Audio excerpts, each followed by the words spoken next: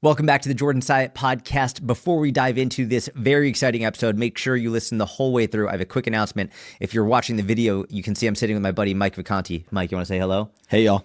Mike and I are the hosts of the How to Become a Personal Trainer podcast, which is meant for personal trainers who want to become really good at what you do. So if you want to be a better coach, learn how to help your clients get better results in a sustainable way, and also learn how to build your online coaching business, I'll put the link in the show notes for the How to Become a Personal Trainer podcast. Mike and I upload every single Tuesday, and it's 100% free. We hope you like it. And now let's get into today's podcast episode. Today, I'm honored to introduce you to Joel Jamieson.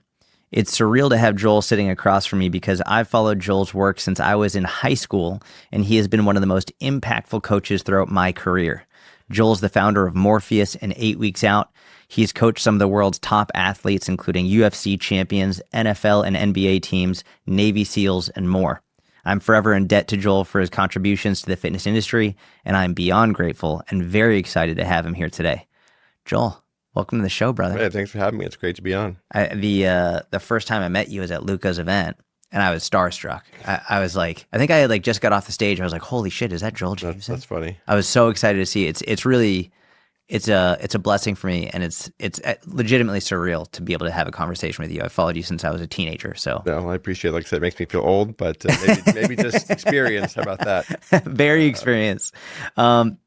Before we dive into everything we're going to talk about today, just give some people some background on who you are, where you're from, and how you got into the industry. Yeah, so I'm from Washington area, and I think like a lot of strength coaches, I was an athlete who wasn't good enough to be an athlete in the long run. I grew up very interested in training. My brother had like these literally sand-plated dumbbells and barbells in our house. I remember sneaking in his room at night to lift weights, and I just always loved training from a young age, mostly just lifting weights. Played football in high school, did track and field, did mostly shot put and discus. Okay. Went to University of Washington, walked on as a football player, really wanted to go that route, and then just kind of realized I didn't have the athleticism to make it to that level, and I realized it wasn't going to be a pro career in any stretch, but I still love the training aspect. So first 3 years in college, I just studied. I just learned as much as I could about training as possible, and I'd been introduced to this guy named Bill Gillespie, who was a strength coach there early on, because he came to my high school when I was playing football there, and I just emailed him one day and said, "Hey, Bill, I would love to come down and intern with you and learn." And at the time, I'd been studying super training and these Russian manuals. Yeah. My mom was a flight attendant, so I could travel for free. So I went to all kinds of workshops. Oh, that's amazing. I went to Mel Siff's house, who wrote. Did you really? Yeah, I got some crazy stories from him. But I just spent a lot of time learning. And Bill was like, "Yeah, come on down and love to talk training, and you're welcome to come down and join me." So we just spent a couple of years talking about training, learning about lifting. He was a massive, strong dude, powerlifter. He benched 1,000 pounds in his 60s. Lord. Just crazy strength. Dear Lord, that's insane. And so really that was my introduction to team sport, strength conditioning. And I was fortunate Bill let me come down there and just talk shop and work out with him and train and talk about ideas. And that to me was a really impressive thing, because Bill was, I don't know, then maybe 40, 50. He'd been in the career for a long time. He was a head strength coach. I was like a 21-year-old kid. Yeah.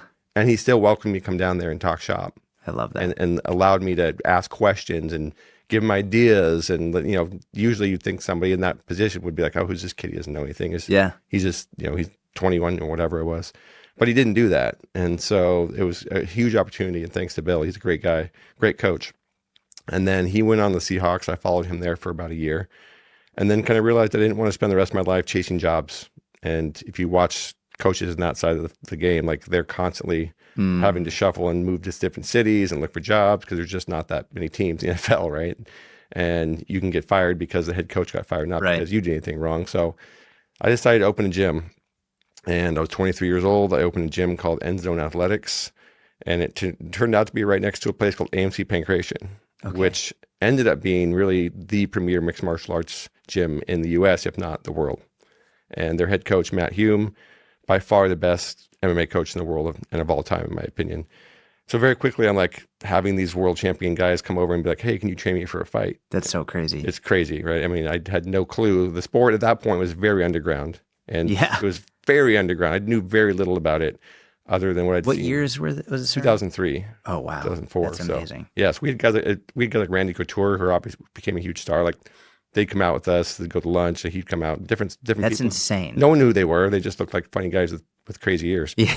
It was just a very, very underground sport. But very quickly they came over, a guy named Ivan Salavari. He said, hey, can you train me for this K1 fight? And I was like, what the hell is K1? Like I had to Google, what is K1? Which was a fight organization in Japan, kickboxing. So I'm like, yeah, of course I can. I love K1. Yeah, K1 is great. And I mean, I had no idea really what it took to prepare. I'm like, yeah, I'll figure this out. And so I did what I knew how to do at the time, which was evaluate his strength. That's most of what collegiate football was. It was like get really strong and then do a bunch of speed work and some conditioning. And so I evaluated his strength. Like, God, this guy is so weak. Like, I don't think Ivan could do a pull-up. I still don't think he could pull up. No, strength was not his game. Like he definitely couldn't squat his body weight. Like he was just not a strong dude like that. He was different, had a different kind of strength, but the strength he was measured in the weight room was just bad. Right. And so my first thought is like, oh, I'm just going to make Ivan super strong and then he'll go out and he'll kill people and I'll look like a genius. Right. You just kind of think like, oh, I know the secret. Right. Like it's strength. And so we start lifting weights and, you know, he's definitely getting stronger. And then he's like, hey, you should come over and grapple with me. And I'm like, do I want to do that? Yeah, I probably should do that. So I kind of realized I should go actually try the sport, right? Because he's trying to give me some feedback of like what's working, what's not. I'm like, I need to understand the sport.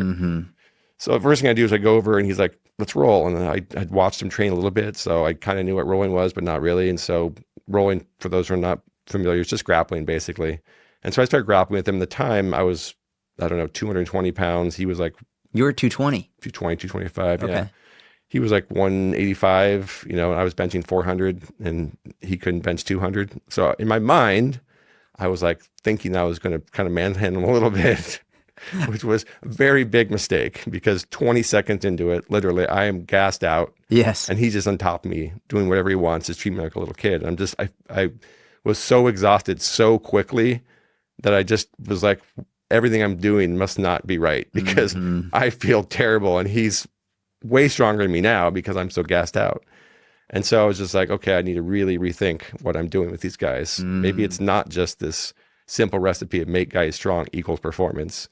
And so that's where I started diving into energy systems and the whole conditioning side of things. And kind of as I learned and explored this area, I started writing eventually, and that turned into 8 Weeks Out and turned into all the stuff that grew out of that. So at the same time, without getting a whole other separate story, I was also introduced to heart rate variability in the early 2000s, like while I was at the University of Washington, very, very early.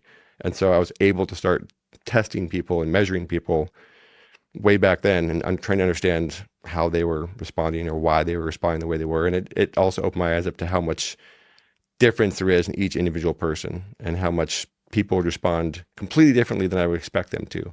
And so really early on, I'm like, I don't know anything. Like you just kind of realize you have these ideas about how things are going to work or what you need to do. And then you just like, oh, this is not right. And you kind of go back to the drawing board and you try to figure it out. And that's really what I've been doing for the last 20 years is trying to figure it out because there's a lot we don't know and there's a lot we can always learn. And the best way to do this is to have an idea, have a way to track it, try it, see what happens, and then just iterate thousands of times. I mean, that's what most of my career has been. Did you continue with jiu-jitsu or wrestling at all? Or I trained with those guys off and on for years, really. Really? Not in a everyday type thing, but I would go grapple with them. I do boxing and kickboxing. So, and not to get my ass kicked for a lot of years, put it that way, because I'm going over there and training with some of the best guys in the world. And do you like jiu-jitsu? Yeah. So we didn't actually do jiu-jitsu traditionally. Matt did what's called catch wrestling or pancration. Yeah, right. Of course. So it was no gi, and it was the difference is jiu-jitsu is much more slow. It's slower. It's more methodical. It's obviously with the gi. Matt's game is high pressure. More wrestling. It's more wrestling, but it's more just constant pressure, constant pass, constant pressure. Like I said, the best example of Matt is Demetrious Johnson. Yeah, he's just inducted he's to the Hall of Fame. incredible. Oh, so I was really fortunate. I got to see DJ come in as a high school wrestler. No way. Yeah, so DJ walked in the gym as a high school wrestler. He was like a state level high school wrestler. He didn't win state, but a good state level wrestler. And I got to watch his career progress from that level to the UFC Hall of Fame, one of the best of all time. And, you know, he's one of my favorite fighters. Yeah, and he's amazing. So to watch his career progress, to be a part of that and see that experience, to have that experience is rare. You don't usually see somebody come in from the bottom of the sport to become one of the greatest of all time in the sport. And I was there I judged his first fights. Did you really? Yeah, I was in the corner for most of his championship runs. Like, that's incredible. It was a really, really great experience. But to see that athletic development and be a part of it was amazing. And what's fascinating is Matt Hume, who I mentioned already, he's, you know, like I said, been doing this for forever, basically. there was 2 people he saw very early on in his exposure to someone that he said, hey, you're going to be a world champion. One was Josh Barnett. Second one was Demetrious Johnson.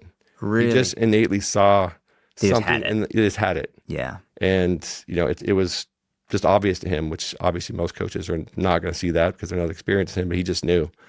And then, so I got to watch him mold DJ and turn him into the, what he was. That's amazing. It was awesome. It's pretty crazy. I don't know how much you know about my story, but it's very similar to what you went through. Like when I was 21, I emailed Louis Simmons and I was like, hey, like, can I come learn from you and train with you? And he let me come and sit for hours. I would train with him 2 times a day. And then we would sit for hours and he would give me Mel Siff's books and Vladimir Zatsiorsky's books. And we would talk about it and go through the Russian manuals, and he just let me ask questions and sit with me. And it's funny because I had a very similar experience in that, like, you get into that powerlifting world, that strength world, and you're like, oh, strength is the secret. This is everything. That's it, right? This is it. You just make everyone maximally stronger and they're automatically going to be better at what they want to do. Yep. And then all of a sudden you try it and you're like, oh, fuck. This is completely like not what they needed, or definitely not the only thing they needed. Yep. And I'm assuming, which fighter was it for K1? Ivan Salivary. So I'm assuming like he wasn't very strong with a barbell, but if he punched or kicked you. You get in the ground with him, he's going to crush you. Like I said, I bench pressed, lifted twice as much as him in many cases, but it didn't matter because I was out of gas within a very short period of time, and he was just warming up. Yeah. And from grappling is a different strength than lifting weights. Yes. And so the first mistake is assuming that lifting weights transfers to everything, because it just doesn't. Correct. And that strength is literally all you need. Yeah, exactly. The most important above all else. Yeah.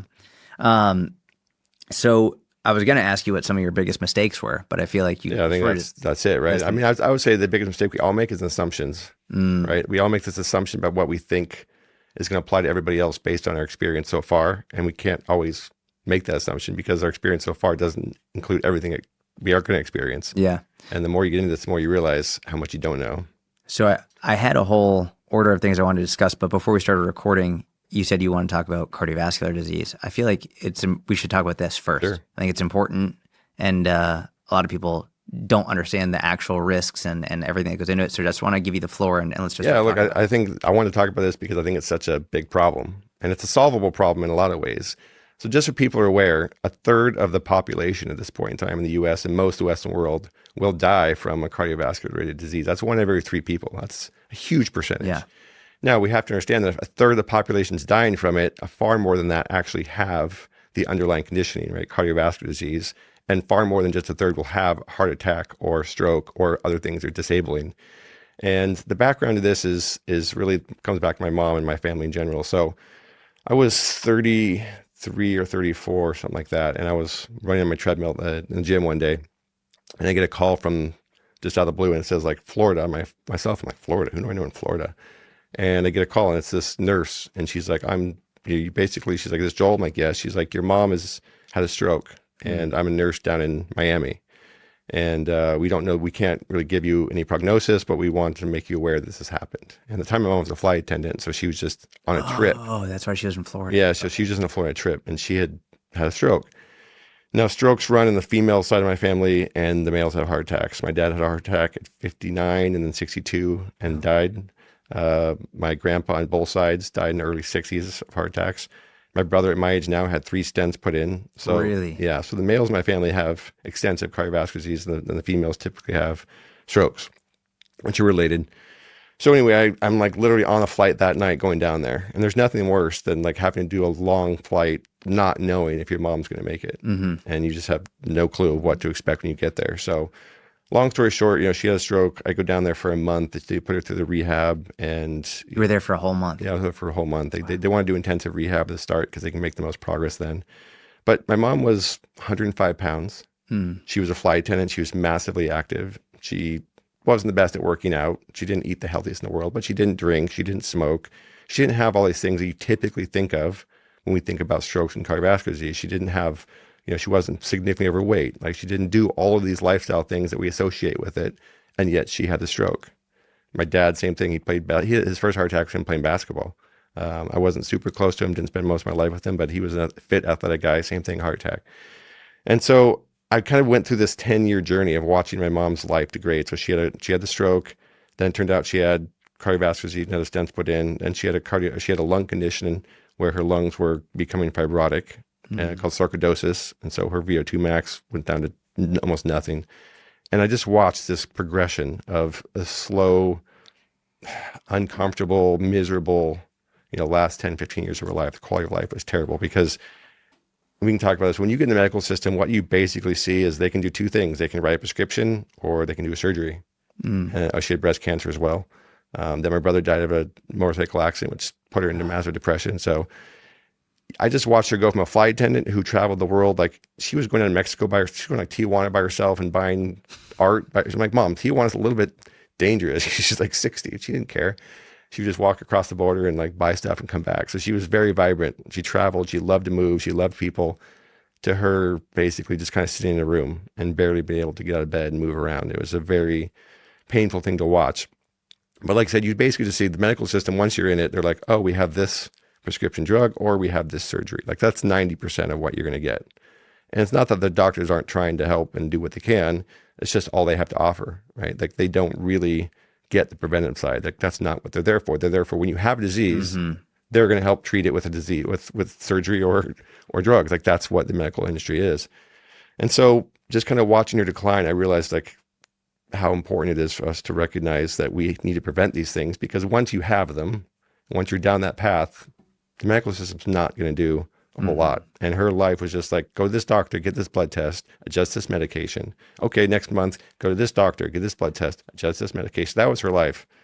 And she hated it. She hated it. And then she had COVID, she was stuck in a room for COVID, ended up dying of an infection. She just didn't move enough and was unhealthy from laying around and doing nothing. So it was a really, really hard thing to see. And you just kind of, again, you recognize that a third of the population is going to die from something like this. And more than that are going to be disabled from it. And, she wasn't unhealthy in the traditional sense. She wasn't smoking. She wasn't doing all these things that we're told cause these things. She didn't live an unhealthy life. She didn't live an unhealthy life. She was extremely active. I mean, she was all over the place. And so, again, there's huge genetics here. But it was just a really big eye-opening thing that I don't want to spend the rest of my life that way. And if I can help other people not spend the rest of their life that way, I want to figure out how to do that. Now, fast forward, or I guess not fast forward, but in this process, she was seeing a cardiologist. And I was in my mid-30s, like I said at the time. And I was like, here's my family history. You are treating my mom. Like, how do I avoid this, right? At the time, I was lifting weights and doing cardio and eating well and all those things. And so he's like, well, let me see your blood results. And I'd been tracking my blood results for years just because I wanted to look at testosterone and estrogen and lipids. I looked at everything. Generally speaking, my LDL was around 100, which is a pretty normal level. Right? My insulin sensitivity was pretty good. Like, by all means, I was healthy by all accounts. And so he looks at my numbers and he's like, oh, you're doing all the right things. Like, you look really fit, like you're doing great. I'm not worried about you. Come back and see me when you're in your 40s and we'll do some advanced stuff. We can do more stuff. So like really reassuring, right? Like, my numbers are good. This cardiologist is telling me like, oh, you're doing all the right stuff. So I must be doing the right stuff, right? I come back. I was going to come back in my early 40s, but then COVID hit. So like you weren't going to go into a preventive cardiologist or a cardiologist and ask about prevention in the middle of COVID. So I went back a couple of years ago and he does an EKG. He does my blood results. Like I show him like 5 years of my data. He's like, oh, you're amazing. Like your heart's in great shape. Like you're doing everything you can. Like I'm not worried about you. Doing great. EKG look good. Everything's great. He's like, basically like you got nothing to worry about. I'm like, oh, great. But I had started digging more into this and I'd come across, I think through, I don't know, somewhere, the CT angiogram. I think Peter T was talking about CT angiograms. And I was like, I asked him, I said, why don't I get a CT angiogram? Mm-hmm. We can talk about more what that means. And he's like, well, yeah, you can if you want to. It's $2,000 and insurance is going to cover it. And given your health, like it's not really recommended. And this is the first thing I want to talk about is standard of care, which is bullshit in a lot of ways. He was like, yeah, it's up to you. Like, it's not a bad idea if you want to go do it, but like, I don't think you need it basically. And I'm like, well, I'm going to go do it anyway. So again, I think it was like $1,800. You spend it out of pocket, you get a scan, boom, blockages, like significant amounts of cardiovascular disease. Not just like a little bit, but a lot, especially given how healthy I was. So of course I go back to him and I'm like, what happened here? He's like, well, you have bad genetics. I'm like, you knew that, right? Like right. You were treating my mom for cardiovascular disease when we had this conversation. And that really kind of set off my own journey of trying to understand, like, how does this happen? Why was he apologetic at all? Or? No, not really. Honestly, he's just... Was he like, good thing you didn't listen to me? Yeah, exactly. I mean, this comes back to what I just mentioned is people need to understand what's called the standard of care is basically the medical world's way of defining, hey, in this situation, this is the recommended protocol. In this situation, this is the recommended protocol. So they look at numbers, they look at risk factors, and like, oh, hey, you have good numbers, you look healthy, your heart is in good shape.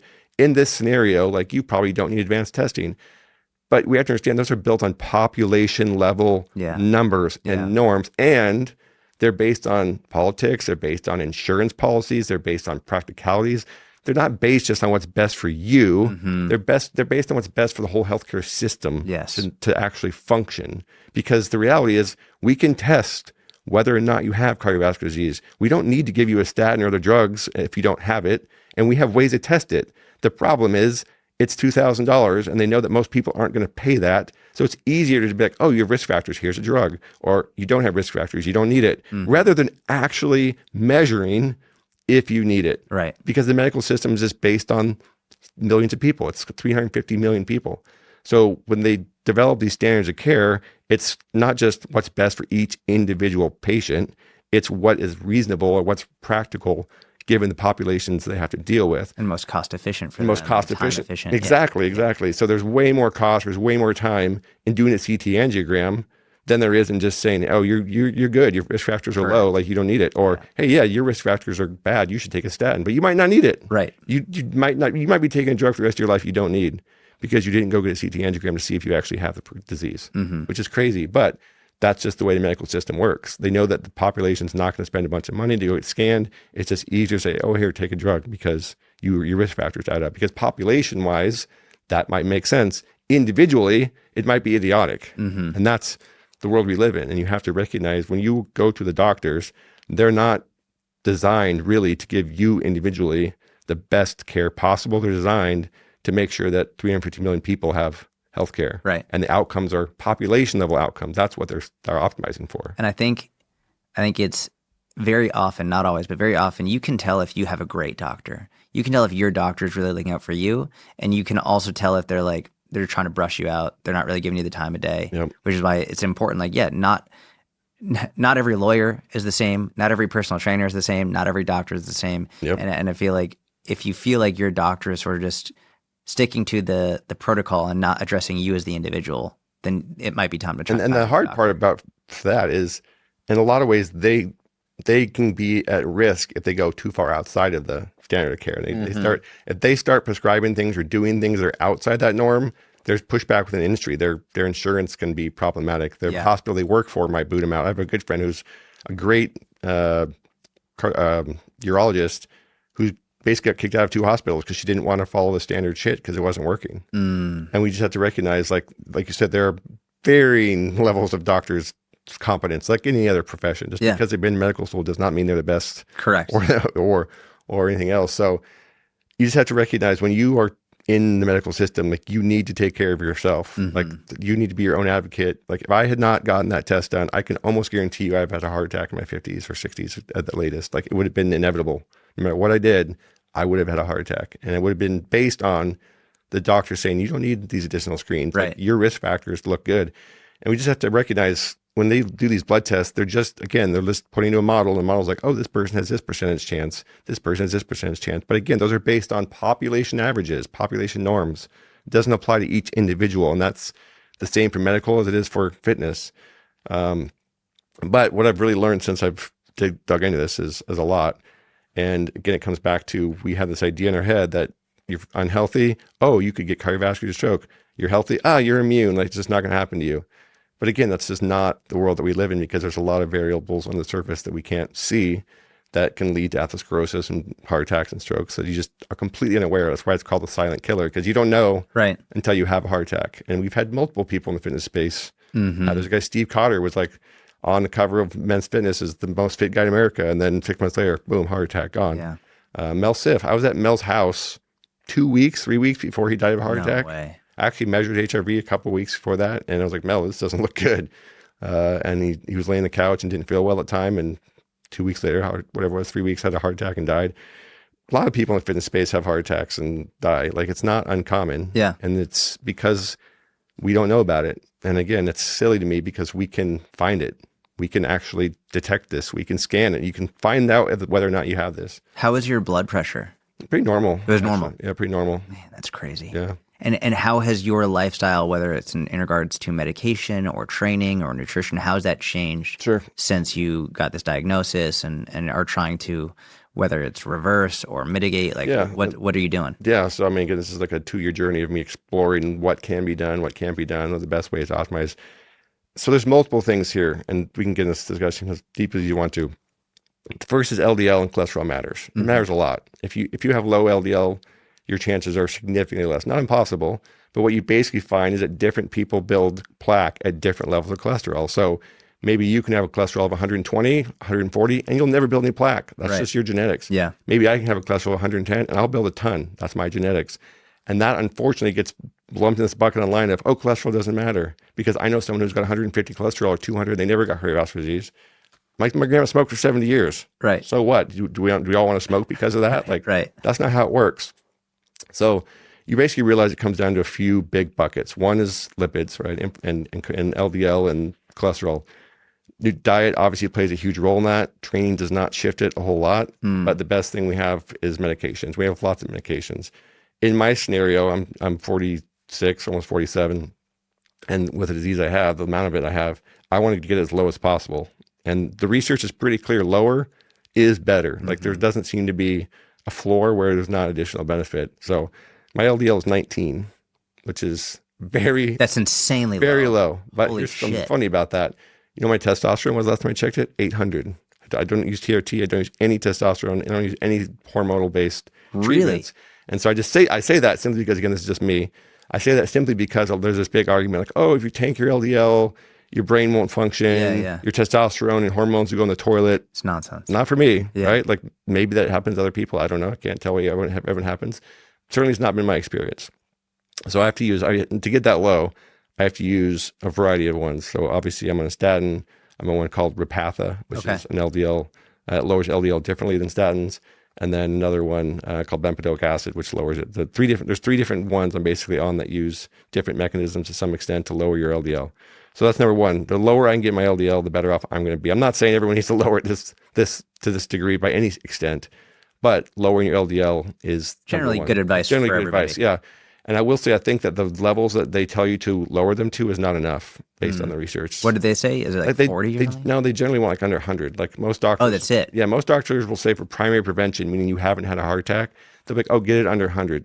I don't think that's actually low enough, and the Europeans are more like 70, which I think is more realistic, because I think part of this, because a lot of people won't get it anywhere near that low without drugs.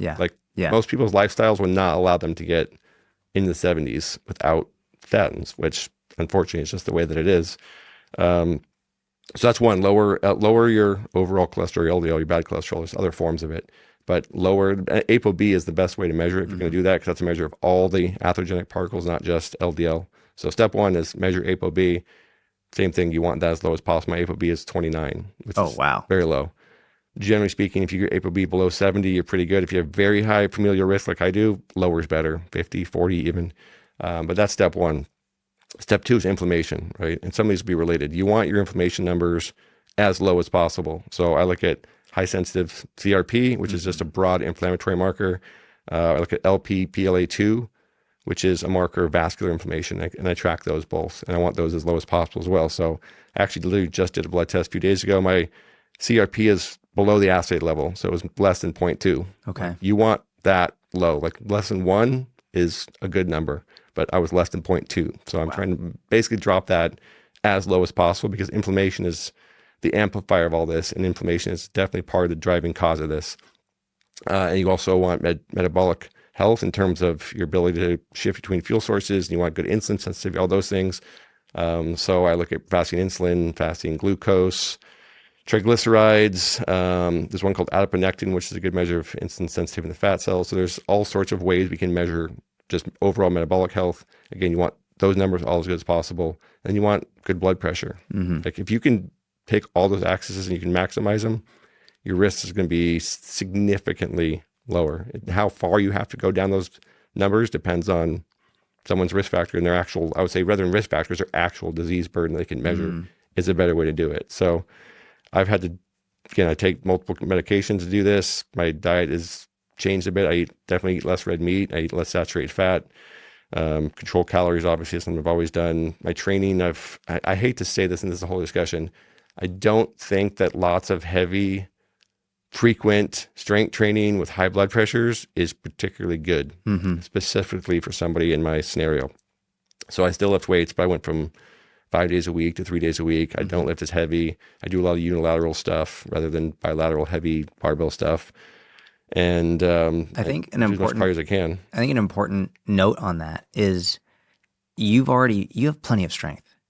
You've spent years and years and years building strength and muscle. Like you've got all you need for, in terms of, you don't need to get stronger to have it positively impact your life. There are many people who they're so weak and so frail. Yeah, they're going to need it. Great. Exactly. But even then, in order to get strong enough, how heavy do you really need to lift? You know what I mean? Not that heavy, I would say, for most people. And I think I'm very much in line with your train of thought here, but I feel like it's unpopular in the fitness industry. It totally is, because we all lift weights. Yeah. I mean, personally, if I could just lift weights every day, I would love to do it. I prefer lifting weights, but I know that's not going to get me the outcome that I'm searching for. And so there's been some interesting data that's come out in the last few years on this topic of how much strength training do people need? How much cardio do people need? There's been some actual observational studies, and observational studies have their limitations. So basically what they do is they take thousands of people and they just do surveys and hey, what do you do, right? How often do you lift weights? How much cardio do you do? Blah, blah, blah. And they just do surveys and they ask you a bunch of questions about what you do on average. And then they track these people for a period of, 10, 15, 20 years. And they figure out how many people died and what they died of. And they run the math and they just run these associations, right? So the interesting thing is where we see, again, we can't say causation. We can't say anything about this caused that, because we don't know. We're just observing, and then they look at the relationships. What they show you is there's a study done a lot of people very recently, and I can send you a link if you want to share it. But basically, they put people in the buckets of strength training, less than once a week, 2 to 3 times a week, 4 times, I think 4 to 5, and 6+. The people whose longevity was the best was the 2 to 3. And what you actually see is their risk goes back up. It starts going the wrong direction after 2 to 3 strength trainings. The people with 6 training sessions were associated with almost no benefit at all from a longevity standpoint, which is fascinating. It might not be lifting weights. It might be other things they're doing. Well, it might also be, who knows? If I am speaking from my practical experience, just watching thousands of people, the people who are training, lifting, very, very often they're not getting their steps in. They're not doing cardio. Exactly. They're not improving their VO2 max. There could be lots of reasons for it, but what we're seeing in very broad literature at this point is 2 to 3 sessions of strength training per week seem to be associated with the greatest longevity, and more is not. And there's some studies I've looked at where more is significantly worse. Yeah. Who knows why? But people don't need huge amounts of it. Yeah. They really just don't. I think most people, again, if you're very weak and you really need to build some muscle and strength, 3 times a week is plenty. It's plenty. And if you don't, 2. I mean, like you said, I've been lifting weights my whole life. I don't know how you've gotten DEXA scans, but you can look at bone density. Yep. I was 5 standard deviations above the normal of a 30-year-old. Yeah. So I believe it. Yeah. I'm not going to break any bones. I'm not going to break a hip. Yeah. And if you do, you'll still be fine. Exactly. And good. Other people can be in completely different situations. Maybe they've got great cardiovascular fitness and their strength's their problem. They need to focus on the strength side. So I don't want to say strength training's bad. Strength training's great. It has a huge amount of benefit. But it doesn't mean you need to do 6 days of heavy, high blood pressure lifting, right? Exactly. Like anything else, the devil's in the details and the dose. So I think in my scenario, did 6 days a week of lifting for 30 years contribute to it? Maybe, because I lifted a lot of heavy weights for a long time, and it does drive blood pressure up. Powerlifting is a heavy, high force, high blood pressure sport. You're driving lots of blood pressure spikes across exercises. And I can tell you now, looking at CRP, and I've done this multiple times, if I measure my inflammation, my CRP, after a really heavy strength, it spikes, which is just normal part of the process. But maybe that happening for 6 days a week is a bad thing. Yeah. At least somebody in my scenario. Because kind of getting back to this causative story of cardiovascular disease, it's all the factors I mentioned also interacting with the arterial walls. So the arterial wall side of thing is a huge player in this, because in order to develop cardiovascular disease, the plaque starts in the artery wall, and that starts from basically the bad atherogenic particles getting into the wall and sticking and causing inflammation and setting out this whole cascade of events that causes you to build plaque. And so if you have a really good arterial wall lining called the glycocalyx, and this is a really healthy part of you, you're much less likely to have plaque build up as much because it's better, it's resistant, it's a shield basically. The genes that I found, I have homozygous for this gene called 9p21.3, which is just a gene that codes for the arterial wall. And I have endothelial, that's an endothelial dysfunctional gene. So I think my endothelium is a huge part of this. Like I produce more plaque or build more plaque because my endothelial walls are shittier. They don't have the same ability to resist the penetration of the cholesterol into the arterial wall. So I'm more likely to build plaque. If somebody else doesn't have that, they're probably able to have higher levels of LDL and have higher blood pressures. It doesn't affect them. But for me, that's clearly part of genetically why I have increased risk. And it's a pretty big risk factor. If you have 2 copies of that gene, it's between a 40 and 70% increased risk. Oh, wow. Just for that gene. So it's a significant amount. It can raise your risk significantly. Again, this is independent of LDL. It just makes it more likely that LDL will get stuck in the arterial wall and other forms of, I shouldn't say just LDL, but atherogenic particles stick in the wall and set that cascade off. So if you're in my scenario where the arterial wall is probably not the best in the world, lots of high blood pressure, high shear force blood smashing into that wall, probably not the best thing. So I'm not saying lifting weights caused it, but it could have been a contributing factor to it. Yeah. And again, obviously, like lifting weights is great. Yes. I did not do a normal amount, right? Like the average person is not right. lifting. You were an elite lifter. I was lifting a lot, right? I mean, yeah. I benching 400 I benched 450 at 220. Yeah, that's insane. Like that's not something most people are doing. Correct. So I don't want to put this out there that, oh, strength training's bad. No, strength training's great. It's just probably not something that you need to do 5-6 days a week. If your goal is longevity, 2 to 3 days is plenty. Yeah. And the rest of the time you really should be spending doing the cardiovascular training side of things. So I think it's important to recognize strength training is great, and it's not the only thing you need to do. Exactly. And I will say too, I fell in this trap that a lot of strength coaches fall in early on, which is the strength training equals a powerlifting model. Powerlifting model is for powerlifters. Yes. Yeah. When you get into actual sport performance longevity, you don't really need to bench, squat, and deadlift huge amounts of weight. Right. That's just not things that we do in real life, and it's not necessarily the best overall approach, I would say. I'm not saying that you can't lift heavy or do those exercises. I'm just saying most people can benefit from varied movements, unilateral stuff, offset stuff. Like you just don't need to sit and do heavy barbell stuff nonstop at or low reps and high weights. Like that's great if you want to get better at that, but that doesn't always translate into movement. What's the proof of that? Go watch powerlifters. Yes, exactly. Like go watch them walk. Go watch them try to move. Like their movement is shit because they've trained very few ranges of motion. Right? That's all they do. That's all they do. It's also funny to me because if you take a powerlifter and put them in a football, good luck. But if you take a football player, they can go powerlift and be great. Yep. It's one of those things where I think including the power lifts within your training is amazing. But if your training is just powerlifting, you're missing a lot. That's a big fucking problem. Yeah. Unless you're okay just being a powerlifter, which is wonderful if that's all you want to do. But I completely agree. Like including squats, bench, deadlift, all that is wonderful. But that shouldn't be your only training. Yeah, and what you have to understand is when we lift really heavy things, it's compressive. Like we are creating compression around that joint, and that's what creates high stability at those high loads, which allows you to lift heavier weights, but it actually over time changes the way the joint functions and reduces your range of motion, reduces your movement variability. It's why powerlifters can't move very well outside the range of motion they're really good at because they've done thousands of reps. It limits your body's ability to move in different ways because it does cause significant compression in the joint. And I can tell you, looking at heart rate variability data over years and years, very heavy lifting causes your HRV to go down for significant periods of time. It does not build the body's capacity in the way that we generally want when we're trying to improve movement. And to me, I think we have to understand that most of fitness, if we're talking about health and longevity, even performance, it comes down to movement. It's the expression of movement across some particular goal, whether that's a sport or just a lifetime. You have to be able to move. Yes. And when my mom lost the ability to move, because her lung capacity went to nothing. She lost muscle. She was like 90 pounds at the end. When she lost her ability to move, she just degraded into oblivion, unfortunately. That's what you do not want to happen as you age. You do not want to lose your ability to move. And so when we talk about strength training, the goal is not build strength in an exercise. The goal is move really well so you can continue to do that across your lifetime because that's what life is about.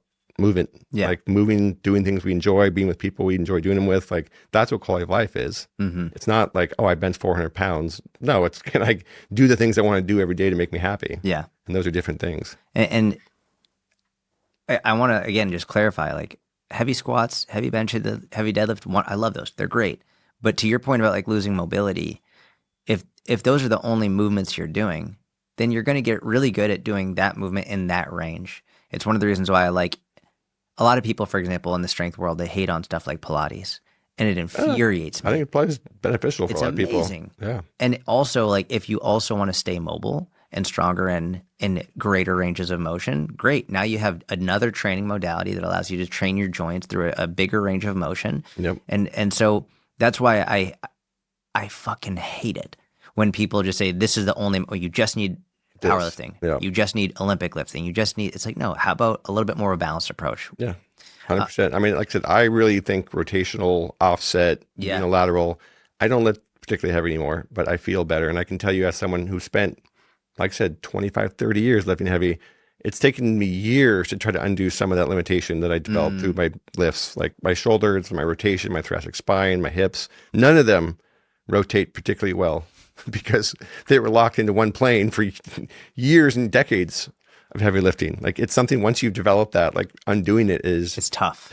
Like I've had shoulder pains over the years. I've had some low back stuff. Like, and that's the other thing I can tell you is I can't tell you how many people I know in the strength world that do these things now in their 40s. Like, man, my back hurts, my shoulder. Like everybody who's my age now in their mid 40s that in industry that I talk to and come into contact on a regular basis, vast majority of them have stopped doing what they were doing. Yes. They mostly changed their training to more in line with what I'm doing, which is just less super heavy work, more unilateral, more rotational, just a different approach. And it's because ultimately like they felt the cost of that over time, right? And that's what we want to avoid. We don't want to have back pain and hip pain and knee pain and shoulder pain as we get older. We want to avoid that. The whole point of strength training and training should be to avoid those things, not feel good. Cause them. Yes. So you mentioned HRV, and you were one of the world's leading experts on HRV. I want to spend some time talking about this. I don't claim to be an expert on this at all, so I want to selfishly take this as an opportunity to learn from you.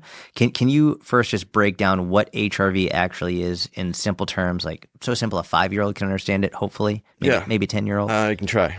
And then I also want you to share some of the ways that people use it properly and also the ways that people use it incorrectly, and so that people can use it to guide their own training. Sure. So this comes back to just, we have to first talk about how the body responds to the world around us. I think before we get into describing the details of what it is, you have to understand why it's important and what it's doing. So the first thing to understand is that we are here, you, me, and everybody here, because our ancestors were able to survive environments that other were not, right? Like not just our ancestors, but like Homo sapiens survived and are here because Neanderthals aren't, because they out-adapted the other species that died out.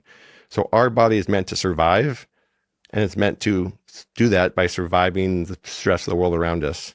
And so that is a lot that we don't think about today. So they had to survive hot environments, cold environments, famines for periods of time, viruses, pathogens. Our body has to survive a lot of things that the world throws at us. The way that it does that is by managing our internal environment and adapting to the stresses of the world that it gets thrown at. So if it's cold all the time, it gets better at maintaining heat. If it's hot all the time, it gets better at cooling off. If it have to lift rocks and do heavy work, it gets stronger. Our body is just very adaptable. Your hands will get more calloused. Yes, exactly. That is the heart of all of this. And I say this because this is the connection between fitness, health, and the whole thing. Our bodies are designed to be adaptable, because if it wasn't, we wouldn't be here, because we wouldn't have survived. The primary way that happens is through what's called the autonomic nervous system, or at least a big piece of this. The autonomic nervous system's role is basically to help translate into the body what the stress is and then coordinate a response. At the same time, it has to make sure that while we're under stress, that we can live and we can survive that stress. And so it does this by two branches, two parts of the autonomic nervous system. One is called the sympathetic, which people are probably aware of, fight or flight. So if we need to do something stressful, lift weights, do cardio, deal with financial stress, family stress, study for an exam, those are all forms of stress. They require additional energy. Our sympathetic nervous system will dial up that production of energy so that we can meet that stressor. At the same time, it has to make sure that that internal environment, again, our pH, our hydration, our blood pressure does not go way outside normal ranges, because then we'll die pretty quickly, right? So the system is making sure that our body internally is always capable of surviving. And then at the same time, it's helping us make sure we have the energy we need to deal with that stressor, to deal with whatever it is the world's throwing at us. On the other hand, you have the parasympathetic branch. People have called it like the rest or digest, rest or recovery, whatever you want to call it. It's essentially working in tandem with the sympathetic to do the opposite after the stress is over. So it's storing energy, it's increasing digestion, it's promoting recovery from whatever that stressor was, and it's helping fuel the signals turning into actual changes in the body. So we have to understand, when we lift weights, we don't like instantly get stronger at the end of the workout, right? What happens is we lift weights, the body basically has all these sensors in our muscles and our different tissues, and they send off alarms like, oh, this was stressed, right? There was tension in this. There was metabolic demand. There's all sorts of ways the body senses this. This is like the signaling. The body has to figure out what happened. Well, it does this by this network of signals basically going off in the body when we do certain things. Then we have to direct energy into repairing those things that were damaged. And then as part of that process, we will make those things stronger. So when we're training, we're actually setting off these little signals, like I mentioned. They set off genes. Those genes have proteins encoded. They tell our body what to do to fix it and to get better. And so that happens over and over again through our entire lifetime. The sympathetic system, fight or flight, turns up energy production, makes sure we can meet the demand. Parasympathetic system then facilitates recovery, drives energy into adaptation, so our body gets stronger and more effective at whatever it was doing. That's life, okay? The way that this happens is complex, and it's tied to HRV, because what happens is when we do something stressful, like we lift weights, our cardiovascular system has to pump more blood and oxygen. Our central nervous system has to fire more muscle mass. Our metabolic system has to function. Like all these systems in the body have to work together to do it. The way that happens, again, is not just like each system figuring it out. It's the sympathetic nervous system coordinating everything. And so it's into these tissues, it's reading what's happening, it's sending information back up to the brain. Parasympathetic does the same thing. It's this complete circuit of how the body regulates itself and keeps us alive and adapts world around us. Now, that's a long-winded, not fifth grade answer, but you have to understand that to understand what HRV is doing is tapping into the connection between the brain and the heart and looking at how that parasympathetic nervous system is functioning, looking at the level of how it's actually functioning at rest, typically. And it's going to tell us how our body is responding to stress, the stress world around us, how it's reacting to it, how much stress it's capable of responding to positively, and all that sort of things, because the brain controls our heart rate, our heart rhythm, all of it. And it does it largely through the vagus nerve, which is where we measure the parasympathetic system. So long story made as short as I can. We are tapping into that branch of the autonomic nervous system, the parasympathetic, the rest and digest, to understand how the body is recovering, just to understand how the body is adapting to the world around us. And that gives us a big insight into how well our body is functioning. So how can someone practically measure their HRV and use this data to improve their performance, their health, their life, all of that? Yep. So 2 ways, and one is better than the other, in my opinion. Okay. Right? So one is the convenient way that a lot of wearables are doing it, which is, oh, you just wear this overnight, and then we give you an overnight average, and then this is your HRV. Mm-hmm. Now, there's value in it, but it's not the best approach for measuring on a daily basis to look at change. It's better for looking at changes over time, which is also valuable. I call that just the passive approach. And we have to, so back up 1 second. HRV has been around for like 60, 70 years. It was first used in the Russian space program. They sent Yuri Gagarin to space and they measured what happened. They looked at the HRV. It's been around a long time. It's not some like new thing. It's been around for decades in medical research and all sorts of different areas. And the vast majority of that was done with resting measurements in specific time periods, not looking at data overnight. And the vast majority of it was done with ECG leads because it's the most accurate, looking at actual electrical signals. What we're doing is just looking at the signals of the heart to figure out the pattern of the heart. The pattern of the heart changes when HRV is higher versus when HRV is lower. Just like the name implies, when the HRV is higher, we see greater variability in the heart rhythm. When HRV is lower, we see less variability in the heart rhythm. And that just tells us how active that parasympathetic system is. But regardless, wearables in their infinite wisdom say, oh, it's way easier to just wear something overnight. Like here's your number. And that's what a lot of people are doing. Yeah, for the convenience. For the convenience. Yeah. What Morpheus does and what I think is the most accurate, what decades of research shows, is an active measurement where you're waking up in the morning, you're spending 2 to 3 minutes measuring it, and then you're seeing where your body's at. And the equivalent to saying, if I was going to lose weight, would I want to wake up, take my measurement of my body weight before I'd eaten or had anything to drink and just kind of said, okay, here's my baseline and track that every day in the same way? Or would I want to just kind of take like an average of my weight across the day? One of them will tell you today where you're at. Yeah. The other one will tell you how you've changed over a longer period of time. But my food would influence my daily average so much that I would have to wait weeks to really see the trends. Right. It's the same thing with HRV, right? So if I want to know where I am today, I want to measure first thing in the morning and have a really good understanding of how my body ended that. Basically, we have to look at every day as a cycle. Every day is put my body under load, recover, repeat. Like that's what our body does every day. I want to see where I ended up at the end of that cycle. And that helps me make better decisions about what to do the following day or the day I'm ahead of me. If I'm just looking at average overnight, it's influenced by what I did before I went to sleep. It's influenced by the position I was in when I was sleeping. It's influenced by so many variables that don't really tell me the outcome of that, because we're just looking at an average over 8 hours. The average doesn't tell me what the highs were, what the lows were, what the pattern was. It just tells me the average number. It's not particularly informative, at least in my opinion in the research, compared to a morning actual active measurement versus passive measurement. So if you just say, oh, I want to look at like how's my HRV changing over weeks to months, then sure, your overnight average will give you a good indication of that. If you want to see where you're at each day and help yourself make a better decision about what you should do today, you want to measure it first thing in the morning in a standardized way, which is typically seated or laying down. Now, do you use Morpheus to do this? Exactly. All right. So Morpheus is your product. This is what you developed. Can you explain, because you were very generous, you brought me one and I want to start using it today. Great. So like, let's say I start using it today. How would I incorporate this in my life? So I would say kind of going back to your original question, what do people do right? What do people do wrong? Yeah. I think a lot of people get a number and they're like, I don't know what to do with that. Yeah. A lot of times, right? Yeah. And so I wanted to make sure that the whole point of using Morpheus was to help people develop their cardio. So to me, Morpheus is a personalized cardio system. It's for people who want to get their cardiovascular system, their VO2 max in better shape. And we use HRV in the data rather than to just give you a number. We use it to help you do that. So will this give me my cardio workout of the day? It'll tell me what. Not quite there yet, but what it will do is you'll get your HRV, you'll get your recovery score, and then we'll give you specific heart rate zones for the day. And this is something that's a whole other conversation we can talk about. The problem with most people's cardiovascular fitness training is it's very one size fits all. It's literally just like, oh, I'm going to go in and do this workout today, or I'm going to try this workout, or I'm going to do this zone, whatever. It's not very personalized to them. Correct. And I think that's, honestly, I think if we like, what's the number one problem in fitness? That's it. Like we search on IG, oh, what's this workout look like? Oh, what's this person's exercise? I saw this on Instagram. Yeah, and they just do that. Like, yeah. That works to an extent, and it's better than doing nothing, no doubt.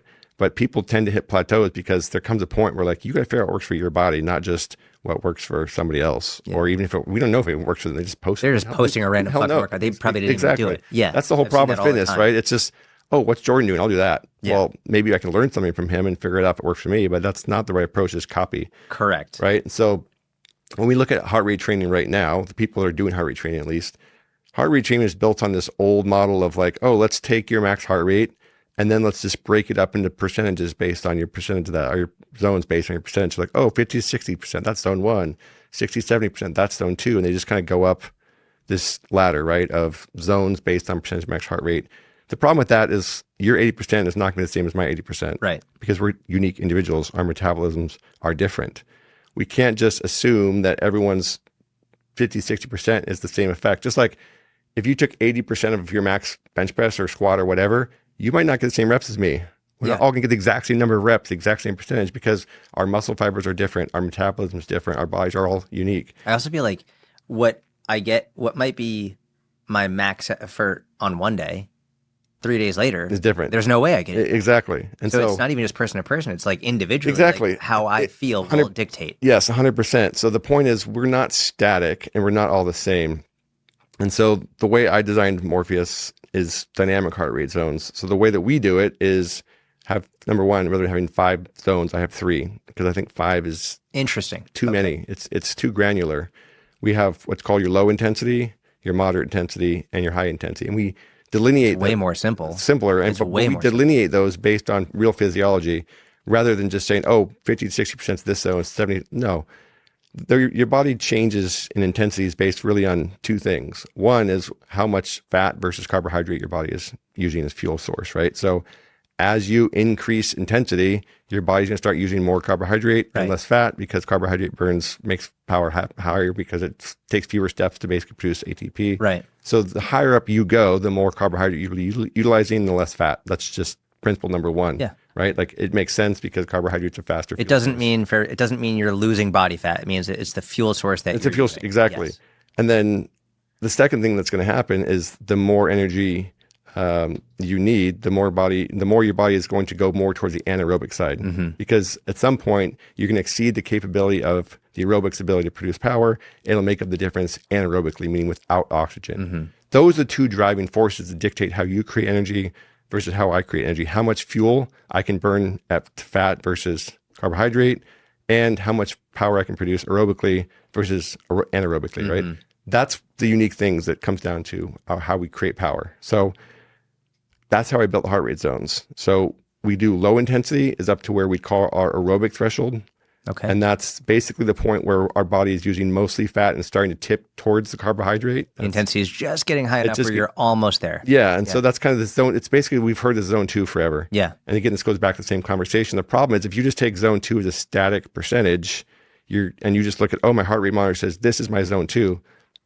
What are we saying zone 2 is? Right, what right. we are actually talking about, what science and what these studies are based on, is zone 2 is a range where your body is producing most of the power by fat. Most of the output is coming from fat utilization. Where typically you can do it for a long period of time. Exactly. With minimal stress. Yeah, and we're trying to maximize that range. We're trying to make your body better at burning fat. Well, we want to do it in the range where your body is burning the most fat. And as soon as you start going over that, fat basically decreases, right? So rather than just saying, you're 50, 60%, that's your zone 2, or 60, like just making it a straight percentage, we use an estimation of what's called the aerobic threshold, which if you do metabolic tests will tell you exactly what that number is on that day. So rather than doing a metabolic test, Morpheus is estimating that number based on our data and based on my coaching experience and thousands of metabolic tests. So we'll say, okay, between low intensity and moderate intensity, right around that bridge, that middle point, that's your aerobic threshold. That's where your zone 2 range is. Okay. Then the second tipping point is between your moderate and your high intensity. That's called the anaerobic threshold. That's where your body is starting to not just tip, you're almost all in carbohydrate at that point, but your body's all starting to have to use the rest of it, or anything above that, anaerobically rather than aerobically. It's this tipping point between the aerobic and the anaerobic system. So if I go above my anaerobic threshold, I'll create more power, but most of that will come from anaerobic energy production, which means I'll fatigue a lot faster. Yeah. Right. So, and that's like a 10-second output type thing? It can be longer than that. It can be. Okay. Significantly longer than that. So the best way to think about this is like my VO2 max is like the maximum horsepower, if you want to talk about that. Yeah, I do. The anaerobic threshold is how much horsepower I can use for a long period of time without fatiguing. That's the way to think about it. So again, Morpheus, rather than just saying, hey, here's 5 zones based on percentages, it says, no, here's your low intensity. The top of that is about the point where you're going to maximize fat utilization. Here's your moderate intensity. And the top of that is where you're at the peak of your aerobic production. And then the high intensity is where you're almost all anaerobic contributions coming from that. So we use those 3 zones, which are based on your physiology. Yeah, it's way more simple than the 5 or 6 system, which I see a lot. And then what we do, which is completely unique, is we adjust those zones daily based on your recovery. Because to your point, what you could do yesterday doesn't mean you can do it today or vice versa. So we'll look at your recovery. When it's higher, those zones typically shift up because your body's better at creating energy when it's not fatigued. When we see your HRV and your numbers are lower, your zones will shift down because your body is less capable. So we're taking those heart rate zones and adjusting them daily to your recovery, right? So we're not just, here's your recovery, figure it out. We're actually adjusting your heart rate zones. The second thing we're doing is giving you a weekly number of minutes to shoot for. We're just calling cardio minutes in each of those 3 zones. Giving you the number that we think you're going to need to improve based on your data, based on our database and algorithms. What is that based on in terms of like, is that based on, hey, you should get 150 minutes of low intensity? Like, is that based on performance, health? So basically it's based on what we did was look at people in 12-week periods. Okay. And we looked at their level of fitness to start with, which we can look at through average heart rate and average heart rate variability. We did a bunch of machine learning and said, okay, for 12-week periods, what did the people do that saw improvements versus what did the people do that didn't see improvements? And we just kind of built an algorithm that says, if you're starting here, these rough ranges were what was most likely to cause you to improve those numbers. Got it. So you're looking at someone's starting point. Yes. Like, all right. So if you're like brand new beginner, you haven't done anything. It's going to be low. You don't need to do that much. You don't need that much, exactly. But if you have a higher level of performance, you're going to need a lot more. Yes. And so each week. And it is more individualized. It's very individual. And again, these are population norms. I want to put that out there. But at the same point, we look at each week, are you getting better? Did you hit those zones? If the answer is yes, you're getting better and you hit your targets and your recovery was good, we'll gradually increase those weekly to increase the load. If we see, oh, this was too much, like your recovery was pretty bad and you hit the zones, but you just couldn't recover from that amount, we'll decrease the zones or keep it the same. So if you did it, but you clearly didn't recover well, we're going to taper it back. Exactly. Okay. So we're going to adjust those weekly to help you dial those in. And so the key thing is if you hit those targets every week and you keep your recovery score 80%, it's going to keep gradually increasing that load over time. So eventually we're at the point where we are giving you actual workouts and plans. That's what we'll build to. But right now we're giving you a blueprint, I would say. We're giving you this blueprint to personalize your cardio rather than just kind of take these 5 zones and like randomly go to the gym and do whatever and then look at your watch and be like, oh, I got 4 minutes in the zone. Like, did that really do anything for you? I don't know. So the goal is, like I said, to take the data and take wearables and take HRV and just help you make better choices about how your cardio needs to be done. Let me ask you this about HRV. This has always been my sticking point with it. I'll frame it from the percentage from the perspective of like weightlifting percentages, for example. Yep. I think there's a time and a place for weightlifting percentages, especially if someone's more of an elite level, high level power lifter, for example. Yep. My issue is like, I won't give the average everyday person, hey, you're going to go to 85% today, because it's like, it's complicated and there are so many other issues and stressors at play.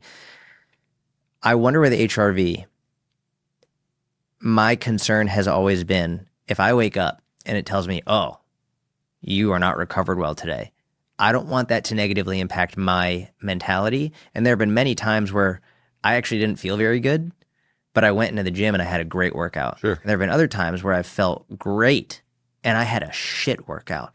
How do you approach HRV with this, and how do you, like, for example, when I use Morpheus, is it going to say like, hey, you need to take it easy today? Like, and do I have to, or like, how do I approach this like a conundrum? Yeah. So the first thing I would say is we have to understand what recovery in HRV is really telling us versus what it's not telling us. And this comes back to the story of, I would just call it adaptation, and we just talked about. The most important thing we have to develop is resilience, which we can really get into here. But what it comes down to is, as I talked about, when you do something stressful, and training is a hugely stressful thing, that takes a lot of energy, right? Like, you have to burn a lot of calories to do that. And calories are energy. It's our currency. And the central nervous system component. Exactly. Yeah. It takes a toll, and there's a cost to put this. There's a big cost to it. It's not just that. It's all the things I mentioned after the workout. You have to then turn that workout into better fitness. There's a cost, an energy cost to that, because the body has to devote energy towards that resource, right? It's important to understand the body does not have any infinite energy resources. It's got to prioritize where it puts the energy based on how much you're doing in different things. So you can't just say, oh, I can throw 10 hours a day of training. Well, why can't you? Because you don't have the energy to do that. And what people don't realize is being mentally stressed out has a huge physical cost and mental cost and energetic cost.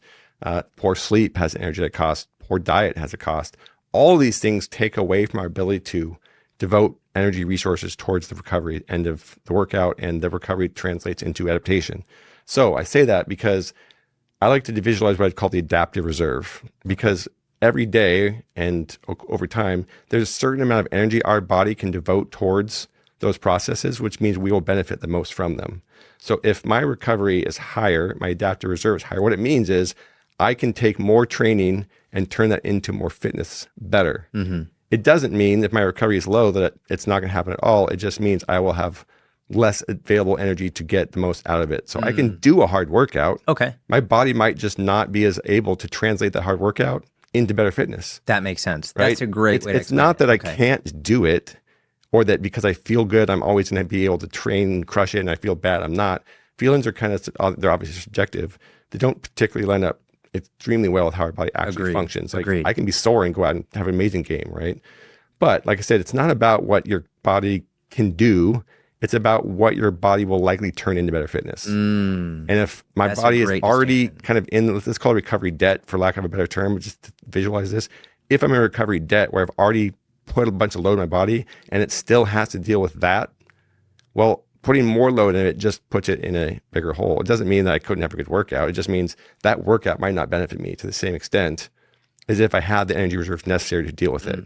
So I get this question like, oh, I'm worried that the HRV is going to tell me I can't train hard today. Well, no, it's not going to tell you what you can or can't do. It's going to give you a guideline of what your body's most likely to respond the best to over time. So how do you work with someone or communicate with someone who, like, for walk into my house and it was actually pretty mild. Like, you only saw my 6-week-old, you heard my 3-year-old and 1-year-old in the back room being a bit crazy, and Curtis going nuts. How would you work with someone or talk with someone who is just, they basically have a chronically stressed life? Maybe it's work, family, sleep is shit over and over and over again. Like, and it might be, let's just for the sake of argument say, they can't change how their life is right now. Like, they can't get good sleep. They can't reduce the stress in their life. How would you communicate and encourage them to use Morpheus and HRV? Well, number one, it's going to show you that what your body's under is a lot of stress because your HRV is going to be all over the place, right? So in broadly speaking, the more stable your HRV is, the less stress you're under. The more it's all over the place, the more it's just bouncing all over the place, that tells you there's more cost. So when there's more cost because the external world and life itself, that's just the way the world is, you do have to train less if you want to see the benefit of that training, because your body just can't adapt to everything all at once, and it just doesn't have the same capacity. The proof of all this is, like, I can do a train program and get way better, or I can do a train program and get injured. Same stimulus, totally different outcomes. Right? The difference is how my body responded to that stimulus. Why did some people get hurt when they train? Because their body couldn't recover from that level of training. Maybe it was very low because they got bad sleep. Why does sleep increase recovery or injury risk? Because you're taking away energy from recovery, right? So our body will always respond. That response can be positive, we can get better, or our body can respond worse, and we can get worse and get injured. It's just about the dose. So you would want to use Morpheus or other tools to make sure you are getting the amount your body's capable of adapting. So it's to not telling you to stop training. No, it's just teaching you how to moderate your training. Moderate your training, exactly. And so this comes back to what I think is the single most important thing of what we're trying to achieve with fitness. It's resilience. Resilience is your body's ability to cope with the world around you and turn those stressors into positive things, or at least maintain what you already have. And that's what we lose as we age. What's the proof of that? When I'm young, I can get sick in 2 or 3 days, I'm better. Now when I'm in my mid-40s, late 40s, I get sick. It takes me a week, 2 weeks sometimes to get better. When you're in your 70s, you die of the flu because your body can't cope with things the same. It can't tolerate the same level of stress and come out the other side the same. As we age, our ability to use energy to do all these things degrades. We have more jet lag. We can't sleep as well. There's all these things that we see are just outcomes of less resilience. The single thing that fitness does is helps us build our resilience. How? By building our autonomic nervous system's ability to handle stress, both during the event and recover and adapt from it. Why? Because when we put the body under load, and particularly when we develop aerobic fitness, we are developing that adaptability mechanism. I call it like the adaptability engine. It's the body's ability to tolerate stress and come out the other side better for it, or at least not worse. That's what we're trying to develop. That's why cardiovascular fitness helps tremendously. That's why sauna and cold plunge, all these things that challenge our body's ability to recover and adapt and deal with stress. When we use them the right amounts, we get better. When we overdo it, we get worse. When we don't do enough, we stay the same, right? And I think the thing is, biologically speaking, we, evolutionary had to deal with cold and heat and famine, like all these things I talked about. Part of that actually develops adaptability. Now we don't have to deal with any of it if we don't want to, right? We can overload ourselves with food. We can not get out of bed every day if we want to. We can do absolutely nothing. Like, we stay inside. We don't have anything externally. Like, we can control a lot of variables. To a detriment. To a detriment, exactly. And so this is why exercise and sauna and cold plunge and, all sorts of types of hermetic stressors, things that make us better, this is how they work. This is why HRV goes up over time if you do it right, because it's increasing the body's ability to get better at dealing with stress. If you're better at dealing with stress, then it doesn't have this cumulative effect, because my view of aging, it's just this progressive loss of adaptability that makes stress more impactful and cause more damage over time. Our body just loses resilience. It becomes more damaged, which then further reintegrates or further reinforces the cycle. If I'm losing resilience, the same stress has a bigger impact, which causes even more damage. And it's just this cascade effect. So that's why when my mom stopped moving, her whole ability to move just progressively got way worse, because she was losing resilience at a much faster rate, and she was unable to cope with the world around her. And like I said, she died in infection. And if she was healthy, she would have easily fought off. I want to talk about VO2 Max, but before we do, can you just, because I'm really excited to use Morpheus, can you just explain, like, what does it look like? So I wake up in the morning. Yep. do I put something on? Yeah, so it's a chest strap. So you wake up in the morning, you put a chest strap on, you want to lay there quietly, and you want to be in as calm state as possible because we want to measure the state. So if my 3-year-old's crawling all over me screaming. Yeah, try to avoid that if possible. I can't guarantee I'm going to avoid that, but I'll do my best. Do your best. So it's a 2.5 minute measurement. It'll take maybe 30 seconds for your heart rate to stabilize. Let's say it's from a start to finish process, like 5 minutes. Okay. And then it's going to give you, okay, here's your HRV, here's your recovery, here's your heart rate zone today. And then you're going to be able to say, okay, my recovery is really low. I'm going to do this, or whatever you want to do. That's up to you. But it'll give you those metrics and then say, I'm going to go out and train, or I'm going to mitigate or moderate, whatever it is that you want to do after that. So when it gives me my heart rate zone for that day, is that saying like, hey, you should spend this amount of time in this heart rate zone today? Not yet. Right? Not yet. Not yet. But again, it gives you the weekly prescription, right? So weekly, it'll say, oh, you need, I don't know, let's say 100 minutes in your blue zone, which is low intensity. You need maybe 20 minutes in your green zone, your moderate, and you need 5 in your red, or whatever. Oh, that's very simple. Right? It's very simple. So you might say, okay, my recovery is a bit lower today. I'm going to spend most of my time in that low intensity blue zone.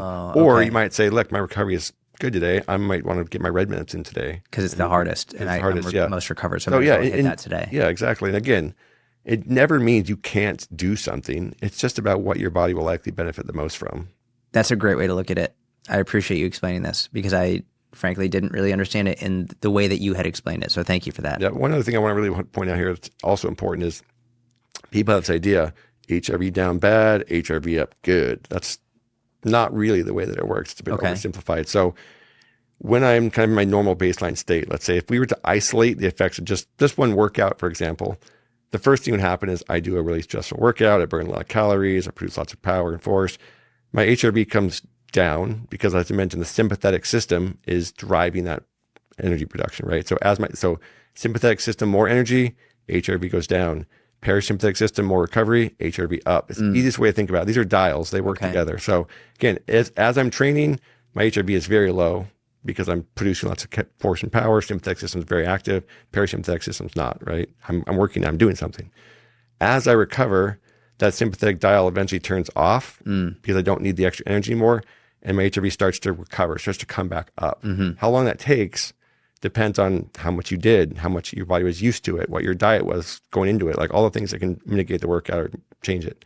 At some point, my HRV is going to start really pushing more energy back into recovery, so it'll come up typically above baseline where I started because it's driving more energy into recovery than it was before I was doing anything, right? So it'll go up, and then it'll come back down and you'll kind of end up where you started. It'd be this curve, right? Yeah. So it depends on where you're measuring. If you're measuring it each morning, typically the next day, if it's a small workout, you might be fully recovered if it was something very easy. Right. If it was a very intense workout, you might still be suppressed because it's still in the stress state because it was a very hard workout. If it's 2 days later, now you might see it up above where it started. And then by day 3, you might see it come back down to normal. Now that'd be a very clean curve. And we see that when your lifestyle variables are controlled. But the reality is most people's are not, right? So you get very poor sleep, you're dealing with a kid, maybe your diet was off. Those will all add to the stress of all of it. And so that'll influence kind of where you see your HRV. But just broadly speaking, when HRV is lower, you're earlier in that process of recovery.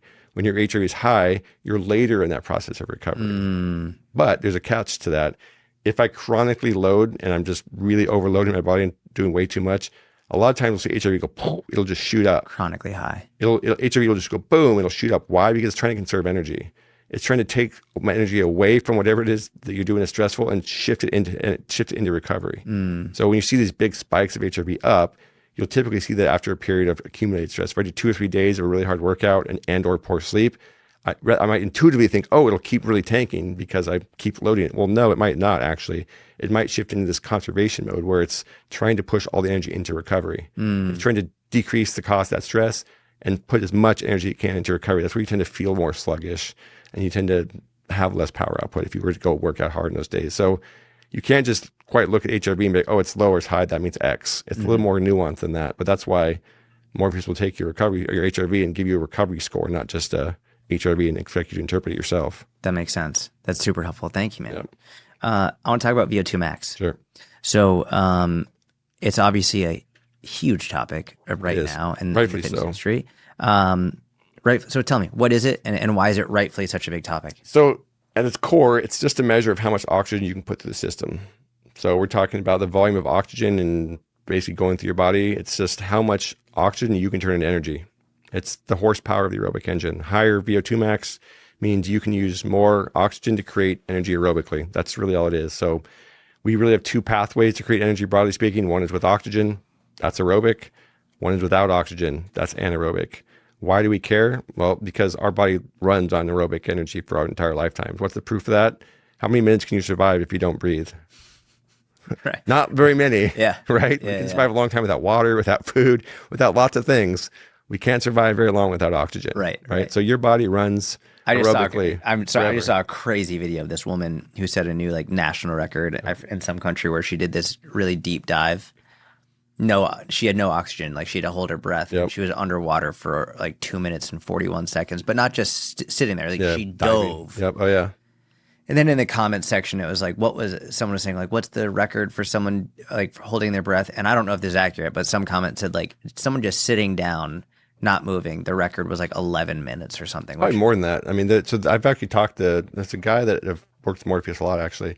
Does free diving? Yeah. That's what this was. Yeah, there's categories of free diving. There's like motorized free diving that goes far. They hold on to something and go as far as they can. Holy shit! Then they come back up. There's unassisted. Like there's a whole category. Yeah, of so stuff. this was unassisted. But it's minutes. It's minutes. It's like 8 to 10 minutes. Like I don't want to throw it. That's insane. It's a lot. Like it's a huge number of minutes. That's crazy. Yeah. And they go to crazy depths. Yes. Yes. Yeah. But when you get a VO2 max score, it's just a measure of how much oxygen you can put through your body. It's milliliters per kilogram per minute, basically. So 50, 60, those are just measures of how much oxygen your body can utilize within, at the rate, I guess I should say, of the amount of oxygen you put through your system. So just think of it as an engine that uses oxygen. Mm-hmm. The higher VO2, the bigger your engine is. Mm-hmm. That's really what it comes down to. And that's important because, again, all the stuff we talked about, recovery, adaptation, resilience, that's all driven by aerobic energy. We don't adapt to fitness or to other types of stress with anaerobically produced energy. We adapt and we deal with it through the aerobic engine. The aerobic engine is what's producing all the energy that we live on. So when you make the aerobic system better, when you increase the horsepower, you also increase everything downstream from that. You make it more efficient. You do all these things that make us healthier in the long run and better able to adapt. That's why endurance athletes live longer. So how do you improve your VO2 max? Cardiovascular training, right? So it's just like I said, it's I think people have kind of oversimplified in some sense, but it's also a decent starting point. We're like, oh, you need a bunch of minutes in the lower intensity, and then you need some minutes in the higher intensity. That's true. But I think you probably want to be a little more strategic than just that, right? So broadly speaking, yeah, the majority of your training should be at lower intensities because you need volume. Volume is important for a reason. So here's the biggest thing. What limits your VO2? Let's back up for a second. Big main pictures here that drive VO2 max. One is supply. So the more oxygen that we can supply, obviously the more oxygen we're going to have available to use. That largely comes down to the size of the heart and how the heart itself functions. Specifically, that left ventricle that pumps out the blood, we can make that chamber bigger. And that's what a lot of what endurance training is doing, is it's causing that left ventricle to get bigger. It's fill with more blood. It's very similar to putting water in a balloon. Yeah. Like if you put water in a balloon, it's going to stretch, right? Well, if you leave that water in the balloon for 3 days, it's probably going to stretch more than if you left it there for 10 minutes. Right. Because it's just a greater force. So if we do endurance training, our heart is filling up with blood, and we do this over time. It's an eccentric force. It pushes out. The heart remodels by getting bigger, dilates. Now, what's interesting is when we lift weights, this is actually something we really need to talk about. When we lift weights, our heart rates might be the same in some sense, right? Like, oh, I'm doing my cardio, my heart rate's 120. Oh, okay, I'm lifting weights, my heart rate's 120. Oh, that's the same thing. No, it's not, right? Because when we are lifting weights, our heart rate's being driven by the sympathetic system producing adrenaline and noradrenaline, and by the heart rate being under high blood pressure and high loads, right? So when we have high blood pressure, the heart has to resist that, and the heart contracts forcefully to resist that, and the arterial walls get stronger and thicker as a result of that. But it's a very different cause than when we are doing some cardiovascular load where our heart rate's going up because we need to deliver more oxygen. And we're lifting weights is predominantly anaerobic. Mm-hmm. We're producing way higher forces and power than the aerobic system can generate. So the majority of what we're doing during lifting weights is anaerobic without oxygen. Our body's not going to adapt to that by getting really good at oxygen because it's not utilizing it that much. It's not the same demand. So when we lift weights, we look at heart rates, or we look at the hearts of powerlifters. They're also bigger, but they're bigger not because this is dilated, but because the walls have gotten thicker. Right. That makes sense. Right. So they're literally adding tissue. They're adding tissue. They're adding mass, and they're adding thickness to that left ventricular wall. Why? Again, because that makes the heart better at high blood pressure. It makes it better at dealing with that. So if you put the body under high blood pressure, it's going to respond by making the heart thicker and the arterial walls, the actual arteries that carry the oxygen, thicker. They get thicker, and what does thicker mean? Less pliable, less elastic. That's not really what we want, right? Might be why they're gassing out more quickly. And yeah, and also more prone to inflammation and damage. Yeah. They're just more brittle. They're just less elastic. They're less pliable. They're just less flexible, basically. And so I actually, when I got my heart stuff done, I did a full stress echo where they look at the dimension of your heart, and I was 1.23 standard deviations above the norm for thickness of my left ventricle because I lifted weights for so long. Despite cutting back on that, it's just a lifelong thing, right? So you can see it happen. But again, so just because my watch says I'm at some heart rate, it doesn't mean if I'm lifting weights that that's going to have the same impact as cardiovascular. Again, not saying lifting weights is bad. You can watch a scary movie and your heart rate goes up. It doesn't mean you're getting the cardiovascular benefit of it. Exactly. So you do cocaine. Yeah. Right? That'll definitely raise it. It's different in terms of the actual effect on your body. Exactly. We can't just look at one output and assume that means the same causative effect. Right. So I just say that because a lot of people are like, oh, I get my cardio by lifting weights faster. I hate that. Like, no, you don't. No. Like, go watch a bodybuilder run a mile and tell me how fit that person is. They lift weights all day long. Right. They're not going to run it very fast. I'll tell you that. I mean, we literally just saw I'm not going to say him, but someone in the fitness industry, very popular bodybuilder.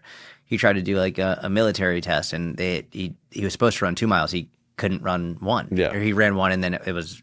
But also, to be fair, it's not saying bodybuilders can't do that. It's saying that if you only train in a bodybuilding fashion, you won't and do don't that. do cardio. Yeah, you're not going to do it. If you only do one type of training, then don't expect to be good at other types of training. Exactly, especially when they're opposing. Yes. Right? So in a lot of ways, building big muscles is contrary to building a high VO2 max, right? Because we have to get the oxygen into the muscle and diffuse it. A really big muscle has a much bigger surface area to try to diffuse the oxygen into. So in general, you see this inverse relationship, more muscle, lower VO2. Like that's just the relationship. There's a reason that the people with the highest VO2 max in the world, endurance athletes, don't have huge muscles, right? They're not jacked. Now, again, the problem with that is that argument online gets extrapolated to, well, I don't want to look like, Kenyan. Right. Right? Like, I don't want to look like an endurance athlete. Well, are you going to spend 40 hours a week training? Then you probably won't. Yeah, right? exactly. That's like saying, I don't want to lift weights. I want to look like Mr. Olympia. Right. Like, yeah. Really? It's like saying I don't want to drive my car to the grocery store because I don't want to be an F1 driver. Yeah, like, right, exactly. Trust me, you're not. Exactly. So, but also to clarify, again, we're not saying that you can't build bigger muscles and improve your VO2 max. You can to a point, but there will come a point where you have to make a trade-off, right? So, but most people probably won't. Depends on how you get, but yes. Yeah. So again, if we go back to the story here, the single biggest limiting factor is supply. So the heart itself, if you look at like heart volume in terms of dilation of the left ventricle, like it's a straight line with VO2 max. Like you build a bigger left ventricle, you pump in more blood, you're going to have a higher VO2 max. Like that is the single biggest driver. As part of that process, you'll also develop more arterioles, more like the arteries will actually expand, and capillaries, like all this stuff that delivers the oxygen to the muscles and tissues will get better in the process. The second piece of that is how does the muscle then draw the oxygen out and turn that into the energy that we would use aerobically? That has to do with mitochondrial function. And this is the other big piece of aerobic training. Mitochondria are hugely important for virtually everything that we do. So people just think that they're like these little ATP powerhouses. They are the energy powerhouses. But more than just producing it, they're directing where it goes. They're coordinating with the nucleus of the cell to figure out how much energy needs to go where and how it's organized and how it's shifted. Like it's I would call it the quarterback of the stress response. Because it does produce energy, it also then figures out what needs energy where. And the more effective it can get at that, the better off you're going to be. And that's one of the biggest things that aerobic training does. Two things. One, it increases the number of mitochondria we have, makes more of them. But number two, it gets rid of the mitochondria that don't do their jobs very well. And it takes the really good ones and fuses them together. And you get this big, long, healthy mitochondria. And we see this in centenarians, people are 100 plus years old, and we see them in highly trained athletes. It's like the one major thing we see across all levels of health and performance is high mitochondrial function. Because that comes back to we need to be able to deal with the stress of life. We need to be able to adapt. We need to be able to do things aerobically. The mitochondria are central to all of that. So as we are training aerobically and doing cardiovascular fitness, we're building a bigger left ventricle, we're building more arterial networks and systems to deliver the oxygen, and then we're making this mitochondrial system, this mitochondria in our cells, better at doing their job, which is not just producing energy, but deciding how the energy gets distributed. The better it can do that, the healthier we're going to be in a lot of ways. It's absolutely essential to the whole picture. So let's say we have someone they want to start improving their cardio, their cardiovascular health, their VO2 max. What is there like a certain type of training that is most beneficial for them? I'm assuming you're going to say like lower intensity, longer duration, but like that's a range, right? So I think there are benefits all three of the points you've talked about, right? So I would say the thing that's going to build the biggest heart is definitely the lower intensity. So the time you spend at the lower intensities, it's going to cause that left ventricle to get bigger over time. That's where volume is important. The time we spend at those kind of mid ranges and toward the top of that, where I mentioned the anaerobic threshold, again, like let's say the VO2 max is the size of your engine, where your anaerobic threshold is, the further that is up the heart rate chain, the more of that power you can sustain over time because you're doing it aerobically. So if we can spend time around our anaerobic threshold, that's going to help push up the pace we can sustain over, 10, 20, 30 minutes. And then if we push up to the highest intensities, we will build that peak of that VO2 max. But the biggest thing is it comes down to the size of the heart, right? So if we do all high intensity, like we'll strengthen the heart, we'll have some changes in mitochondria, we'll do a lot of positive things, but the heart will still be the limiting factor because it didn't expand. And so this is where people get caught up in these unfortunate arguments where, oh, this study said that they did high intensity, it was way better in low intensity. Well, yeah, because it was like 6 weeks. We have to really understand in 6 weeks, high intensity is always going to win. In 8 weeks, high intensity is always going to win. You start getting like 12 weeks, 18 weeks, it's not the same case. Explain that. That's really interesting. And I've seen arguments on your page. Yeah, it's just a matter of, like, let's say. Like, what do you mean it wins in 12 weeks? Let's put it this way. Let's say I wanted to increase let's say I wanted to say that your 3 rep max of, let's say your 3 rep squat rack. So we're gonna increase 3 rep squat max. Okay, if I had, let's say 6 weeks to do that, and I said, okay, you're gonna squat between 1 and 3 reps, 2 to 3 times a week. Person 2 is going to squat, or is going to do like, let's say 10 to 12 reps. Who's going to get better 3 rep max into that? The person lifting heavier. Right. Yeah. But then they're going to plateau at some point, right? And if they keep trying to do that for 6 months, they're screwed. Yeah. And because at some point the muscle size does have to get bigger. Yeah. And you're going to get bigger muscles with the higher reps. And the stress that comes along with it. And the stress that comes along with it. Exactly. It's the same exact thing. So they can peak. They can peak in 6, 8, 10 weeks, whatever. So if you look at here's the funny thing, if you look at the original Tabata study, which kind of like was the cornerstone, like that set off a lot of discussions and a lot of high intensity training, the VO2 max in the high intensity Tabata group increased for 3 weeks and plateaued. The VO2 max in the non-Tabata group that just did the endurance stuff, it increased linearly across the 6 weeks. So yes, the Tabata did end up slightly higher because there was so much in that first 3 weeks, but it didn't do anything the second 3 weeks. They could have actually done a 3-week study and said, oh, look, in 3 weeks, it took, they would have outperformed. Right. In the second 3 weeks, it didn't improve. Interesting. So we just have to understand there's always this trade-off between intensity and sustainability. That's the easiest way to think about this. You can make faster progress over a short period of time with high intensity, but you can't sustain that for nearly as long. And like I said, in the case of VO2 max, if you don't build a bigger left ventricle, you'll just hit the same wall as doing heavy lifting. Like some point, your nervous system's adapted as much as it can. Right. You're only going to get a higher bench or squat or whatever by building a bigger muscle. It's the same exact thing with VO2 max. Like, yeah, I can do high intensity training and peak out my heart's ability to contract very forcefully, and I can change the mitochondria to produce more aerobic energy at high intensities, but I can't make up for the lack of a bigger left ventricle. Yeah. So I would just say that's a great way to frame it. Yeah, I would just say that the reality of how much someone needs to do depends on how much they're realistically going to train. Because I would say if you said to me, hey, Joel, I've got 2 days a week to do cardio. Like that's just I can't do more. Yeah. Then yeah, you're going to need to do it more high intensity. You're just okay. Because you only have 2 days. Like you're limited, right? You said I can do 30 minutes a week. Okay, well most of that should be in the higher end because it's not enough low intensity 30 minutes a week to really push the needle.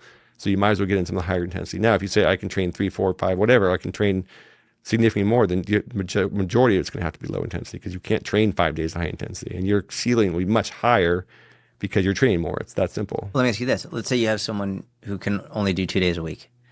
Would there be benefit to, like, let's say, hey, I can only do 2 days a week, but I've got an hour per session. Yeah, if you've got 2 hours, you can do quite a bit. Would there be benefit to having, like, I don't know, out of 120 minutes, maybe making like 100 of those minutes or 90 of those minutes low intensity, and then the remainder being higher intensity? So if you said I have 2 hours to just train low intensity, I would do 80% of that would be low intensity, honestly. Two hours across a week is a decent amount. Yeah. So okay. At that point, if you're doing 2 full hours of cardio, you kind of fall back to the 80-20 rule. I'd say 80% would be, this is all the Morpheus data showed us, like, and there's lots of research on endurance athletes that shows this, like 80% tends to be in the lowest intensities and 20% tends to be across the middle high intensities. And I would say when we look at the Morpheus data, we have low, moderate, high. Like the high, which depending on your fitness level could be anywhere from like 88 to 94% of max heart rate and above, somewhere in there, depending on where you're at. Like I said, differences with people. But it's very low. It was like 5 minutes, 8 minutes a week. Like it's not, it's really low. You do not need nearly as much what I would call true high intensity as you think. You need a good amount of low intensity, a moderate amount of that middle zone around the threshold, and then very little super high intensity. You just don't need that much. Now, you might periodize that over a year. You might say, okay, I'm going to spend 4 weeks and do more of my high intensity above that, for a peak here and there. But you just don't need that much. Like it's a very powerful stimulus. Like once a week, a few minutes is plenty for the vast majority of people. So, but you could, I'm just trying to think for the person who's like, I've only got 2 days. Like they could have within that same session do a significant amount of low intensity and a small amount of moderate to high intensity. Yeah, I would honestly, so your average kind of like, hey, I work out twice a week in cardio and I got a busy life. I would do the vast majority of both days at low intensity, and I would do 1 day at high intensity. Interesting. Okay. And only a small amount. And this is what the research shows us. So again, there's been a bunch of papers now where they've looked at the dose response, purely observational. Again, I always have to qualify that, where we can't say like, oh, it was this minutes. They basically, what you find is like somewhere around 2 to 3 hours, 10 a week of the lower, they call like moderate to vigorous physical activity. Like they kind of like lump all cardio together. They don't separate it very well. Sometimes they do. Somewhere between 2 and 3 hours a week is where you see the association with max benefit for longevity. Like you don't need to do 4, 5, 6 hours. Right. Like 2 hours of actual cardio for most people a week is going to get you 90% of the way there for longevity. Like, and then 2 strength training sessions. So that's why I know that people are like, oh, I just don't have enough time. But if you can put 30 to 45 minutes a day in, 5 days a week, 4 days a week consistently, like you're going to get the vast majority of the cardiovascular and strength training benefit. It doesn't take more than that. If you can't do it on a 4, 5, 6 day a week schedule, like take 1 or 2 days and just do longer sessions. It's better for cardiovascular to have more frequency. Okay. But yes, if you can only do it 2 days, you do 2 days and you just do what you can do. The cardiovascular system is a bit different in that frequency does help because mitochondria turn over pretty quick. Strength training, you can do 2 days a week and like you can make progress for a long time. Yeah. The cardiovascular side needs a bit more repetition, but that's where I would say get 30 minutes in of a uphill walk, or you don't have to go out and do things super hard. The low intensity stuff is just that. It's low intensity. I feel like a lot of people, they assume the cardio and your aerobic capacity have nothing to do with strength. But you said something that I thought was interesting. You said strength is the ability to generate force. And you said conditioning is the ability to use that force efficiently so you can sustain it for longer periods of time without fatigue. And then you said if you want to be able to use your strength for more than just lifting weights, you need to do conditioning. Can you expand on why that matters for the average regular person who lifts weights, but maybe they still gas out? Yeah, I mean, so I guess I'd qualify that with saying how I view conditioning is not just aerobic fitness. Okay. So we have multiple fitness qualities we can develop, right? We can develop various parts of our aerobic system. We can develop parts of our anaerobic system. We can develop the way we move. We can develop all these different components of fitness. And we'd all say like, oh, there's aerobic fitness. This is speed, strength, force, power. That's we categorize them, right? The way that I would say I define conditioning is how well you put all those pieces together to actually go out and do something. And again, this kind of comes down like, let's use a car analogy for simplicity. If I want to build a car and I want to build, let's say, a F1 car, for example, I have to have the right type of engine. I have to have the right type of tires. I have to have the right suspension.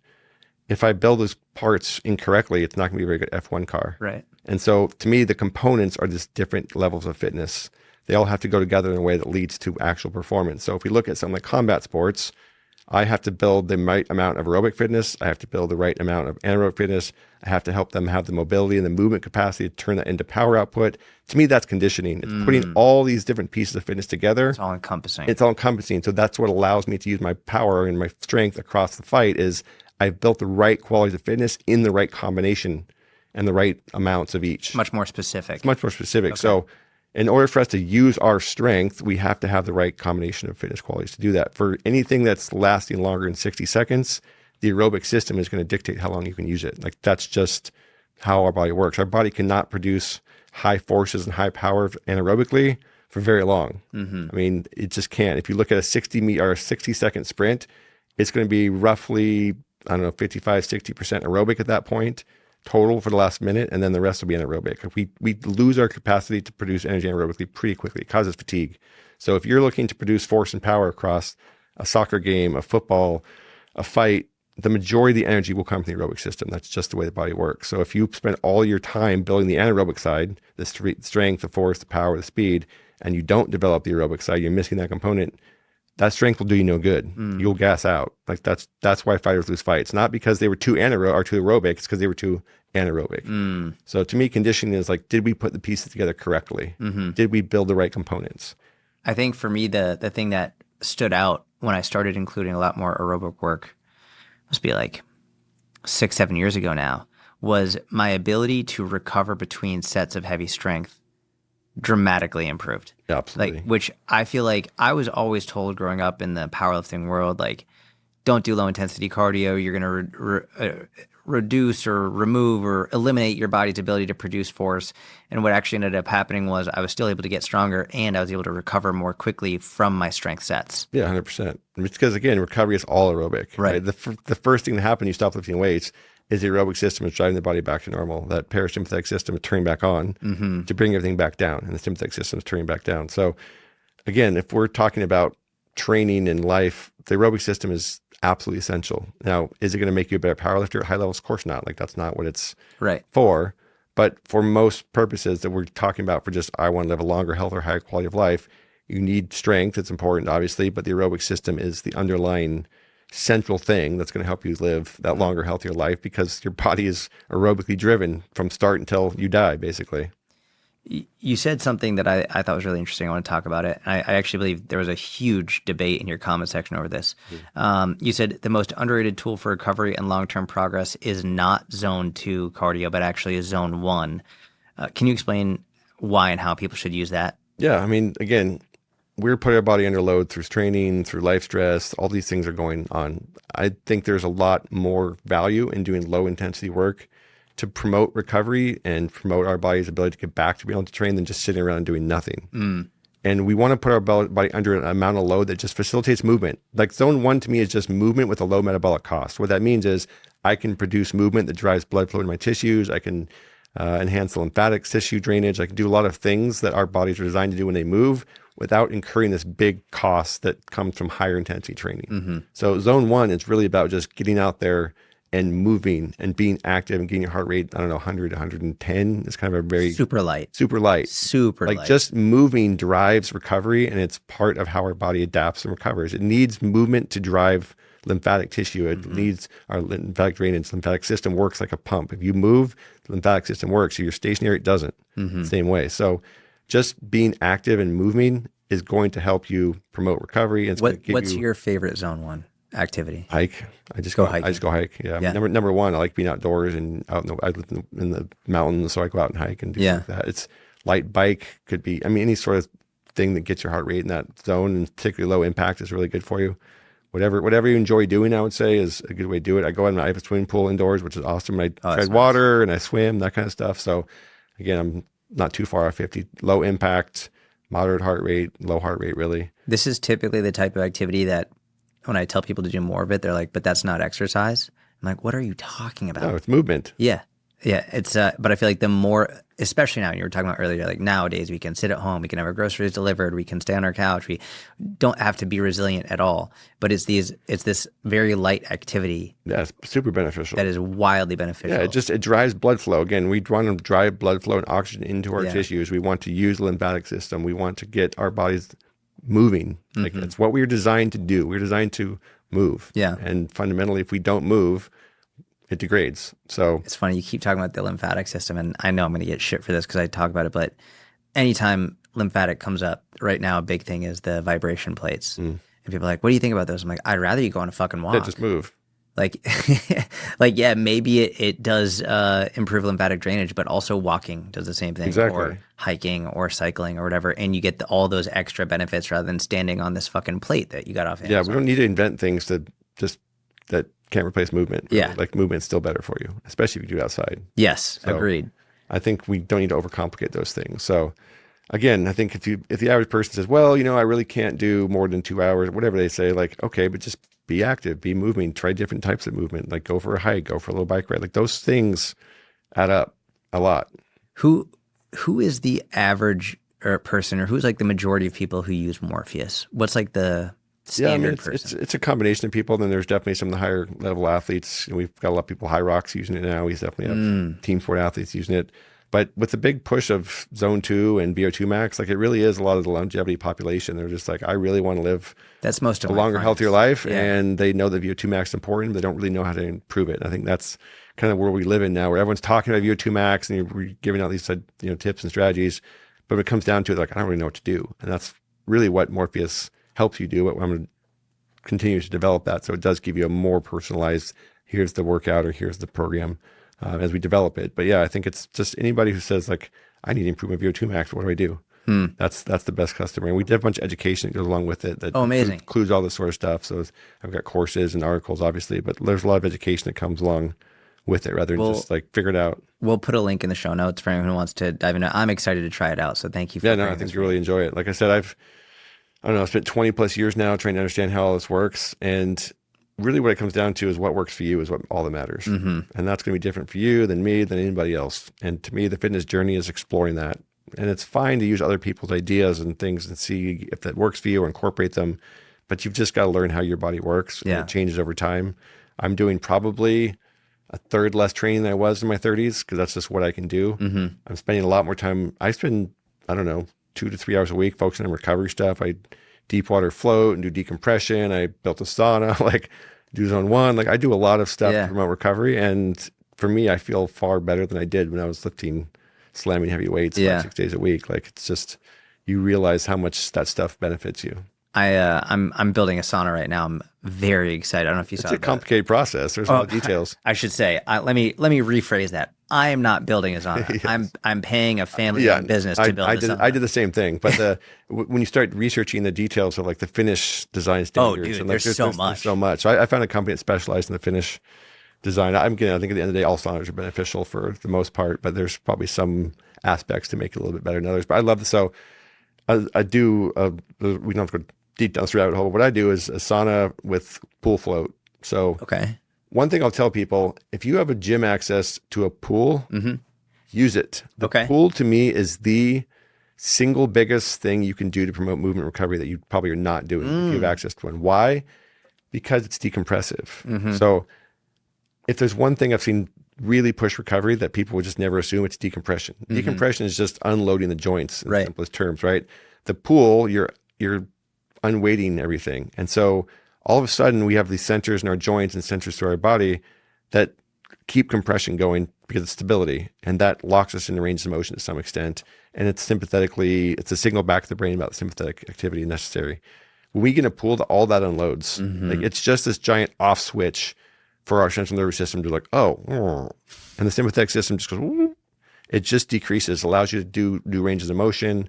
It allows you to do things that promote recovery you couldn't do with normal gravity. Like after a strength training session, like decompressing speeds stuff up. It helps tremendously and it helps prevent that loss like I was talking about. So get in the pool, like deep water float, do lunges, do rotations, like just moving in water is one of the single things I've seen push my HRV up significantly. I love that. And I do it with a sauna. So I'll do like a 10, 12 minute sauna. Then I'll go in the pool and move around and cool off, and I'll go back and I'll do like twice usually. Nice. And it's tremendously beneficial. I love that. Yeah. Do you like just sit in the sauna? Do you stretch? I'll do both. Sometimes I'll just sit and relax and breathe, and then sometimes I'll do movements in there. It's not a huge sauna, so I couldn't do huge amount of exercises, but I can do various stretches and things in there. I like that. Yeah, it's funny. As I was going through, I thought I wanted the barrel sauna because I just thought it looked really cool.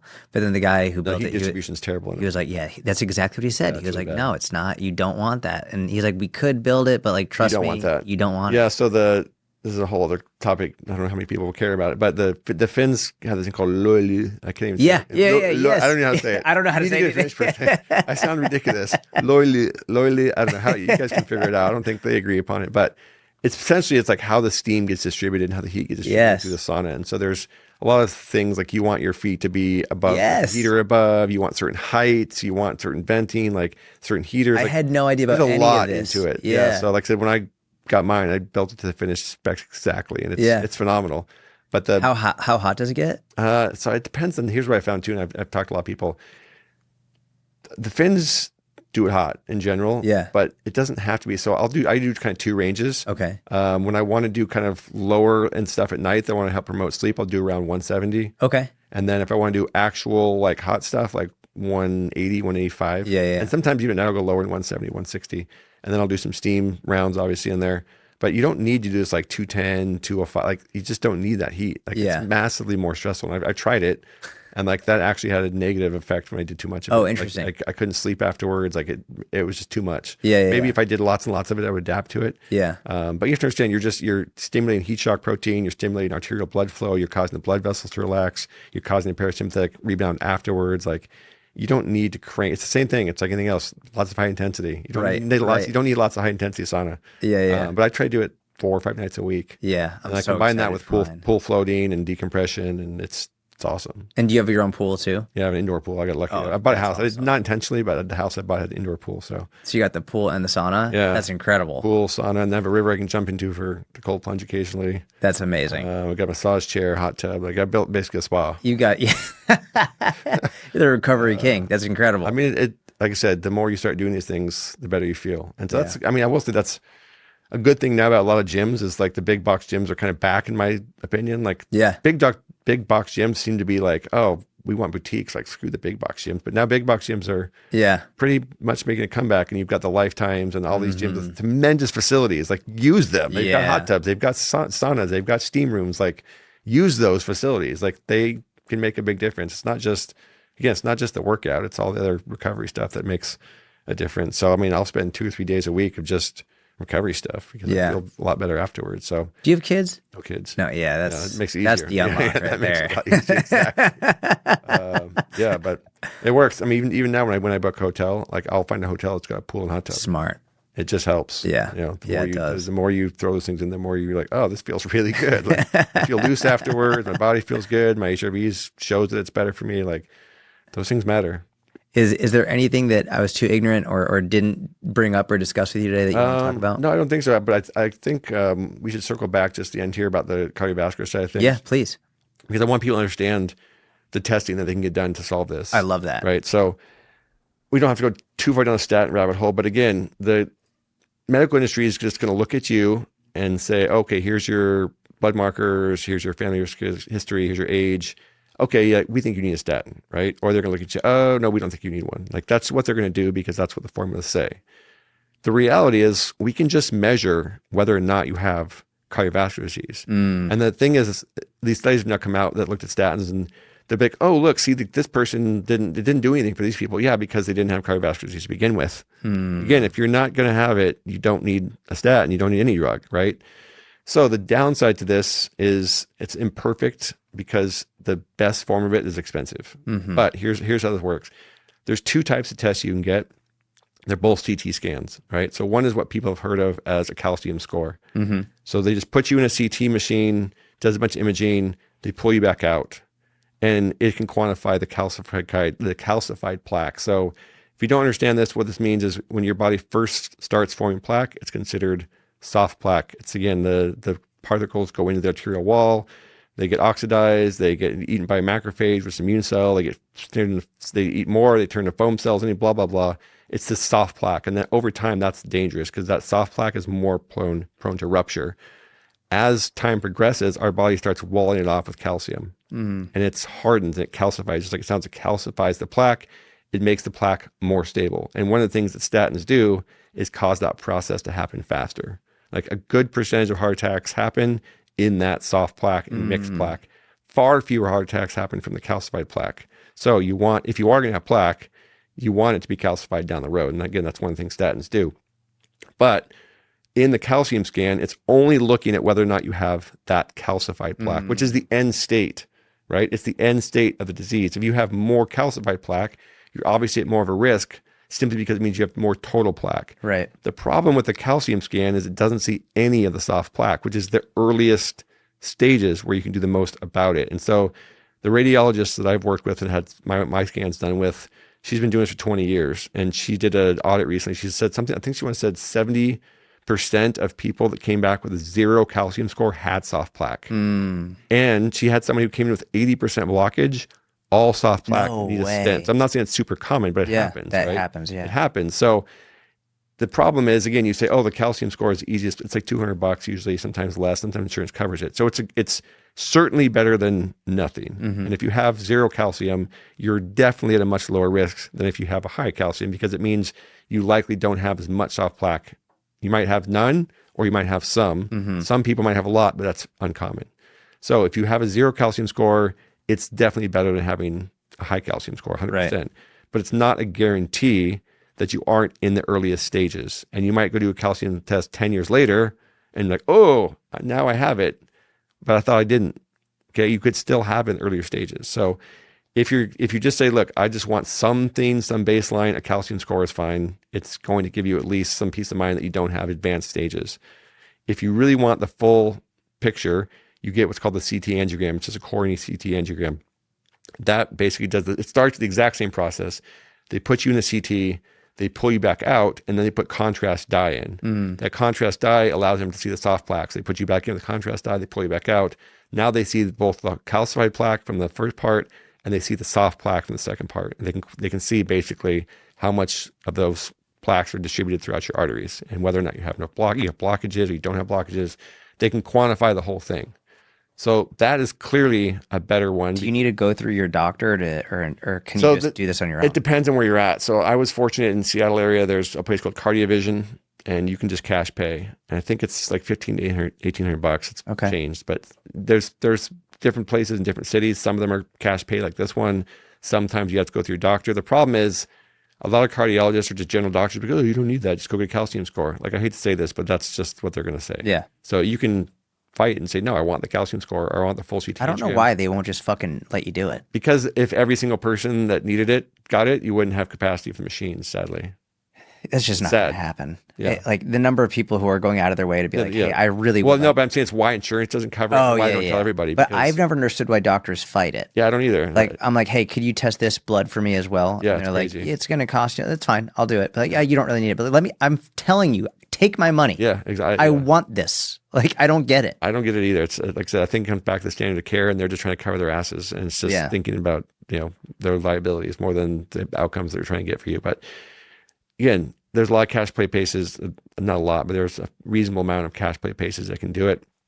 And if not, you can convince your doctor to write a script for you and go get it. And I would say the biggest thing that should drive that is family history, because that is a really, really consistent thing. Like if you have zero, so I back up, I've sent 10 of my friends, and all of them in their fitness industry, like all of them work out, all of them are reasonably healthy. I wouldn't say they have all the perfect lifestyles by any stretch, but they're all people that you would not look at and say, oh, that person's definitely got they're lean, right? They're fit. Yes. Yeah.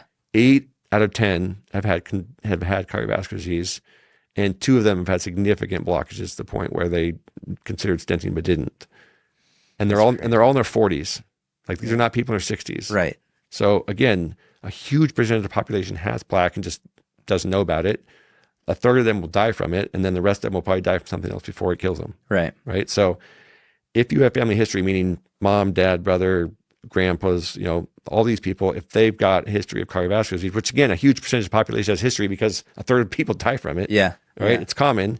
You want to be much more aggressive and much more aware of this than if you have zero family history. And not surprisingly, the 2 that I sent, one of them had the worst lifestyle of all of them. 0. Like the 2 that I sent. Oh, that's so funny. The 2 that I sent that had like the cleanest bill of health, 0 family history of it. Just both sides completely free, but they had a lifestyle. So I was like, you should go get this. Like, you drink, like you're not doing the right things. Like, genetics play a huge role. It's a huge role in this. Yeah. And there's lots of reasons. LP(a) it's genetic. The variants of the genes I have is genetic. So there is a big genetic role in this. Like I said, some people at a low cholesterol will produce a lot of plaque. Some people at very high cholesterol won't produce any. And this is where this like fight comes in on the internet of like, oh, well, I have 250 and I don't have any plaque. Well, good job. You've got great genetics, buddy. Like you won that, but I didn't. Yeah. And a lot of people didn't. So again, it comes back to population norms. If we look at population wide, LDL is strongly associated with look at each individual. It's causative. It's causative. It is causative, 100%. But each individual is not going to be the same as the population norm. Like, you just have to understand, we're all individual people. Correct. It's the same thing with the men versus women training argument. Like, there's bigger difference between each of us than there is between men and women. Yes, exactly. So like, I can't assume something just because you're a man or a woman, or because you're this Caucasian and you're not. Like, I can't assume just because based on population norms we know smoking causes cancer. We know that. But 100%. There are also some people who lived a really long life who smoked. It doesn't mean that smoking doesn't cause cancer. Like, we know it's causative. 100%. Same thing with LDL. And then the other thing is like you get into like, oh, I've been doing keto for 2 years and I'm fine. Like, it's 2 years. I'm like, cardiovascular disease, it develops over decades. Right. Like 2 years is not enough to do. And did you get the CT angiogram? Like, no. Right. Like, you have no idea. You have no idea. Yeah. No idea. So I just think people need to be aware that they're, I understand the argument like, oh, I got prescribed a statin. I don't need a statin. Look, it could save your life. It could save your life. And again, I want to make this point clear too. The part of the problem with statins is most people don't get on them until they're already way down the path. Like, well, statins weren't that effective. Yeah, because they're being used in a population of people that already have significant disease. Right. Like, you've gone 20 years down the path of creating plaque. There's only so much one drug is going to do. And unfortunately, the doctors don't prescribe a high enough dose because they're worried of side effects, which is a valid concern. Yeah. But most people are taking statins, they're getting their LDL down to like 90 or maybe 80. Like, if you have extensive disease, it needs to be significantly lower than that. And so I have, like I said, I told you my LDL and ApoB. I got repeat serial scans. Like, my most vulnerable plaque went away in about 14 months. That's incredible. That plaque was eliminated. But I do want to point out, once calcified plaque becomes calcified, like, you're generally not getting rid of that. Yeah. What you mostly are doing with treatment is trying to prevent the accumulation of new soft plaque, and you're trying to make that soft plaque more stable. So it's not a disease that you can completely just reverse. Right. Like, that does not happen. You don't go from, a calcium score of 1800 and blockages throughout your arteries to having just clean arteries. It's not going to happen. Right. You're just trying to stabilize that soft plaque so it doesn't rupture, and you're trying to prevent the new formation of soft plaque. Like, that's what you're trying to do. That makes sense. So your calcium score will actually go up on statins because it's taking the soft plaque and pushing it toward the end. Yeah, accelerating it toward the stabilized point. So it's one, this is the problem with it. Like, I wish to God that when I first saw the cardiologist in my 30s, he would have said, hey, let's do a CT angiogram. Like, let's see what's going on here, given your family history. He didn't say that. And I can take my own responsibility. Maybe I should have researched it more. That's on me. I don't want to blame somebody else. But if you're listening to this, you can go get this checked. And if someone does give you a statin you don't want to take, which I understand, spend the money. Yeah. Like, don't take a drug for the rest of your life if you don't need it.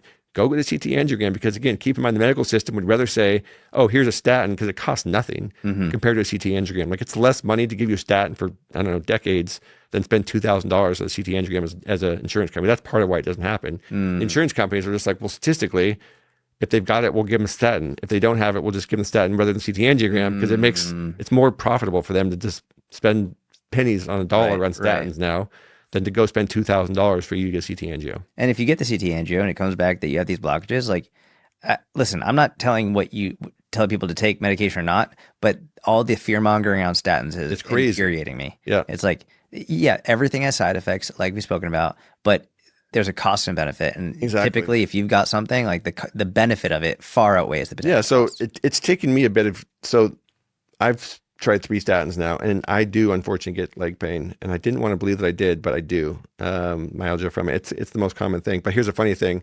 There's a recent study that I think that the reported incidence of statin myalgia was like 15%. In the placebo, it was also 15%. No way. It was the same. Oh, wow. Identical. So there is legitimate. No way. That's funny. There's a huge placebo effect of statins because of it's so reinforced, right? Yes. I did a bunch of blood testing and I tried multiple statins, and I finally got one. I figured out like the right dose for me that works, and I take other ones. So I don't want to discount that. Yeah, there is a legitimate potential side effect of statins. Like with everything. Like with everything. Like with everything you take. And it does impact mitochondrial function. So I use injectable carnitine and CoQ10 and some other things that can help mitigate that. And the statin I use called pitavastatin has a much lower impact on mitochondria. So, there is real costs, but I would rather deal with those costs than have a heart attack or stroke. And watching someone in my family go through that, and having my dad and both grandpas die of it at young ages in their 60s, I'd rather deal with some side effects of statins than die of the complications of not taking them, right? Exactly. So at least I know what I'm dealing with, and there's ways to mitigate that. There's no way of mitigating dying from it, right? So it's unfortunate, but like I said, the good thing is if you catch it earliest, you can do the most about it. If you catch it when you have very small amounts, it won't take that much medication, or maybe you can just change lifestyle, at a big enough level to make the change so you don't accumulate. Ideally, you don't need them. I mean, But everyone who you listens, need to know. Everyone who listens to me regularly knows I'm big on preventative. Like I work with a company called Merrick Health. I get my blood work done like every quarter, and I'm very big on all of this stuff. So you've convinced me now. Go ask about the CT angio. So I'm going to be looking into that. So thank you for that. Like I said, I would say anyone, and let me give you an age bracket because it's also important. Because this other thing is doctors typically didn't want to do anything to your 40s, which is why the cardiologist, come back when you're 40. Like that's the standard of care. Come back at 40. No. If you were in your early 30s, mid 30s, and you've got extensive family history like I do, you're probably already starting to develop. Like they know now that it starts in your teenage years. It starts early, right? So if you're in your 30s and you have extensive family history, you want to be aware that it's probably worth testing. I'm not giving medical advice. I'm not a doctor, but I'm just going to tell you from what I've learned, if you're in your 30s and you have extensive family history, it's worth checking. If you have zero family history, then you can make that decision accordingly. It might not be an issue for you because there's probably a reason you have zero family history. But if you have family history, the earlier the better. Yeah. I mean, worst case scenario, you get a CT angiogram and they say you're clear, you spent some money and peace of mind. Peace of mind. You paid for peace of mind. 100%. Great. Amazing. Worth it. Yeah. So, I mean, I know people spend $2,000 a lot dumber shit than that. A lot dumber. 100%. So, where can people find you? Where can they follow you? trainwithmorpheus.com, best place. Okay. IG, which I'm sure you'll link down there as well. I'll put your Instagram. I'll put the Train with Morpheus. I'll put the link. Is Train with Morpheus where they can buy Morpheus? Yep, 100%. Okay. Yep. All right. So I'll put all that there. Man, thank you so much for coming on. I said it at the beginning. I'll say it again. You've been a huge impact on my career. I appreciate you. I'm still like starstruck that I get to sit here and chat with you. So thank you. It means the world to me. And dude, thank you for coming out. Yeah, I appreciate it. It's great to be on, and I'm sure I'll come back on sometime. Thank you, man. Well, thank you everyone for listening. I hope you enjoyed it. Please make sure you follow Joel. Again, the links are in the show notes. And if you want to get Morpheus, the link is in the show notes as well. I hope you enjoyed the episode. If you did, please leave a 5-star review on iTunes, Spotify, give a thumbs up on YouTube. Please leave a written review. Those help a lot. Share the podcast if you enjoyed it. If you have any questions, let me know. Feel free to reach out to Joel. Have a wonderful week. I'll talk to you soon.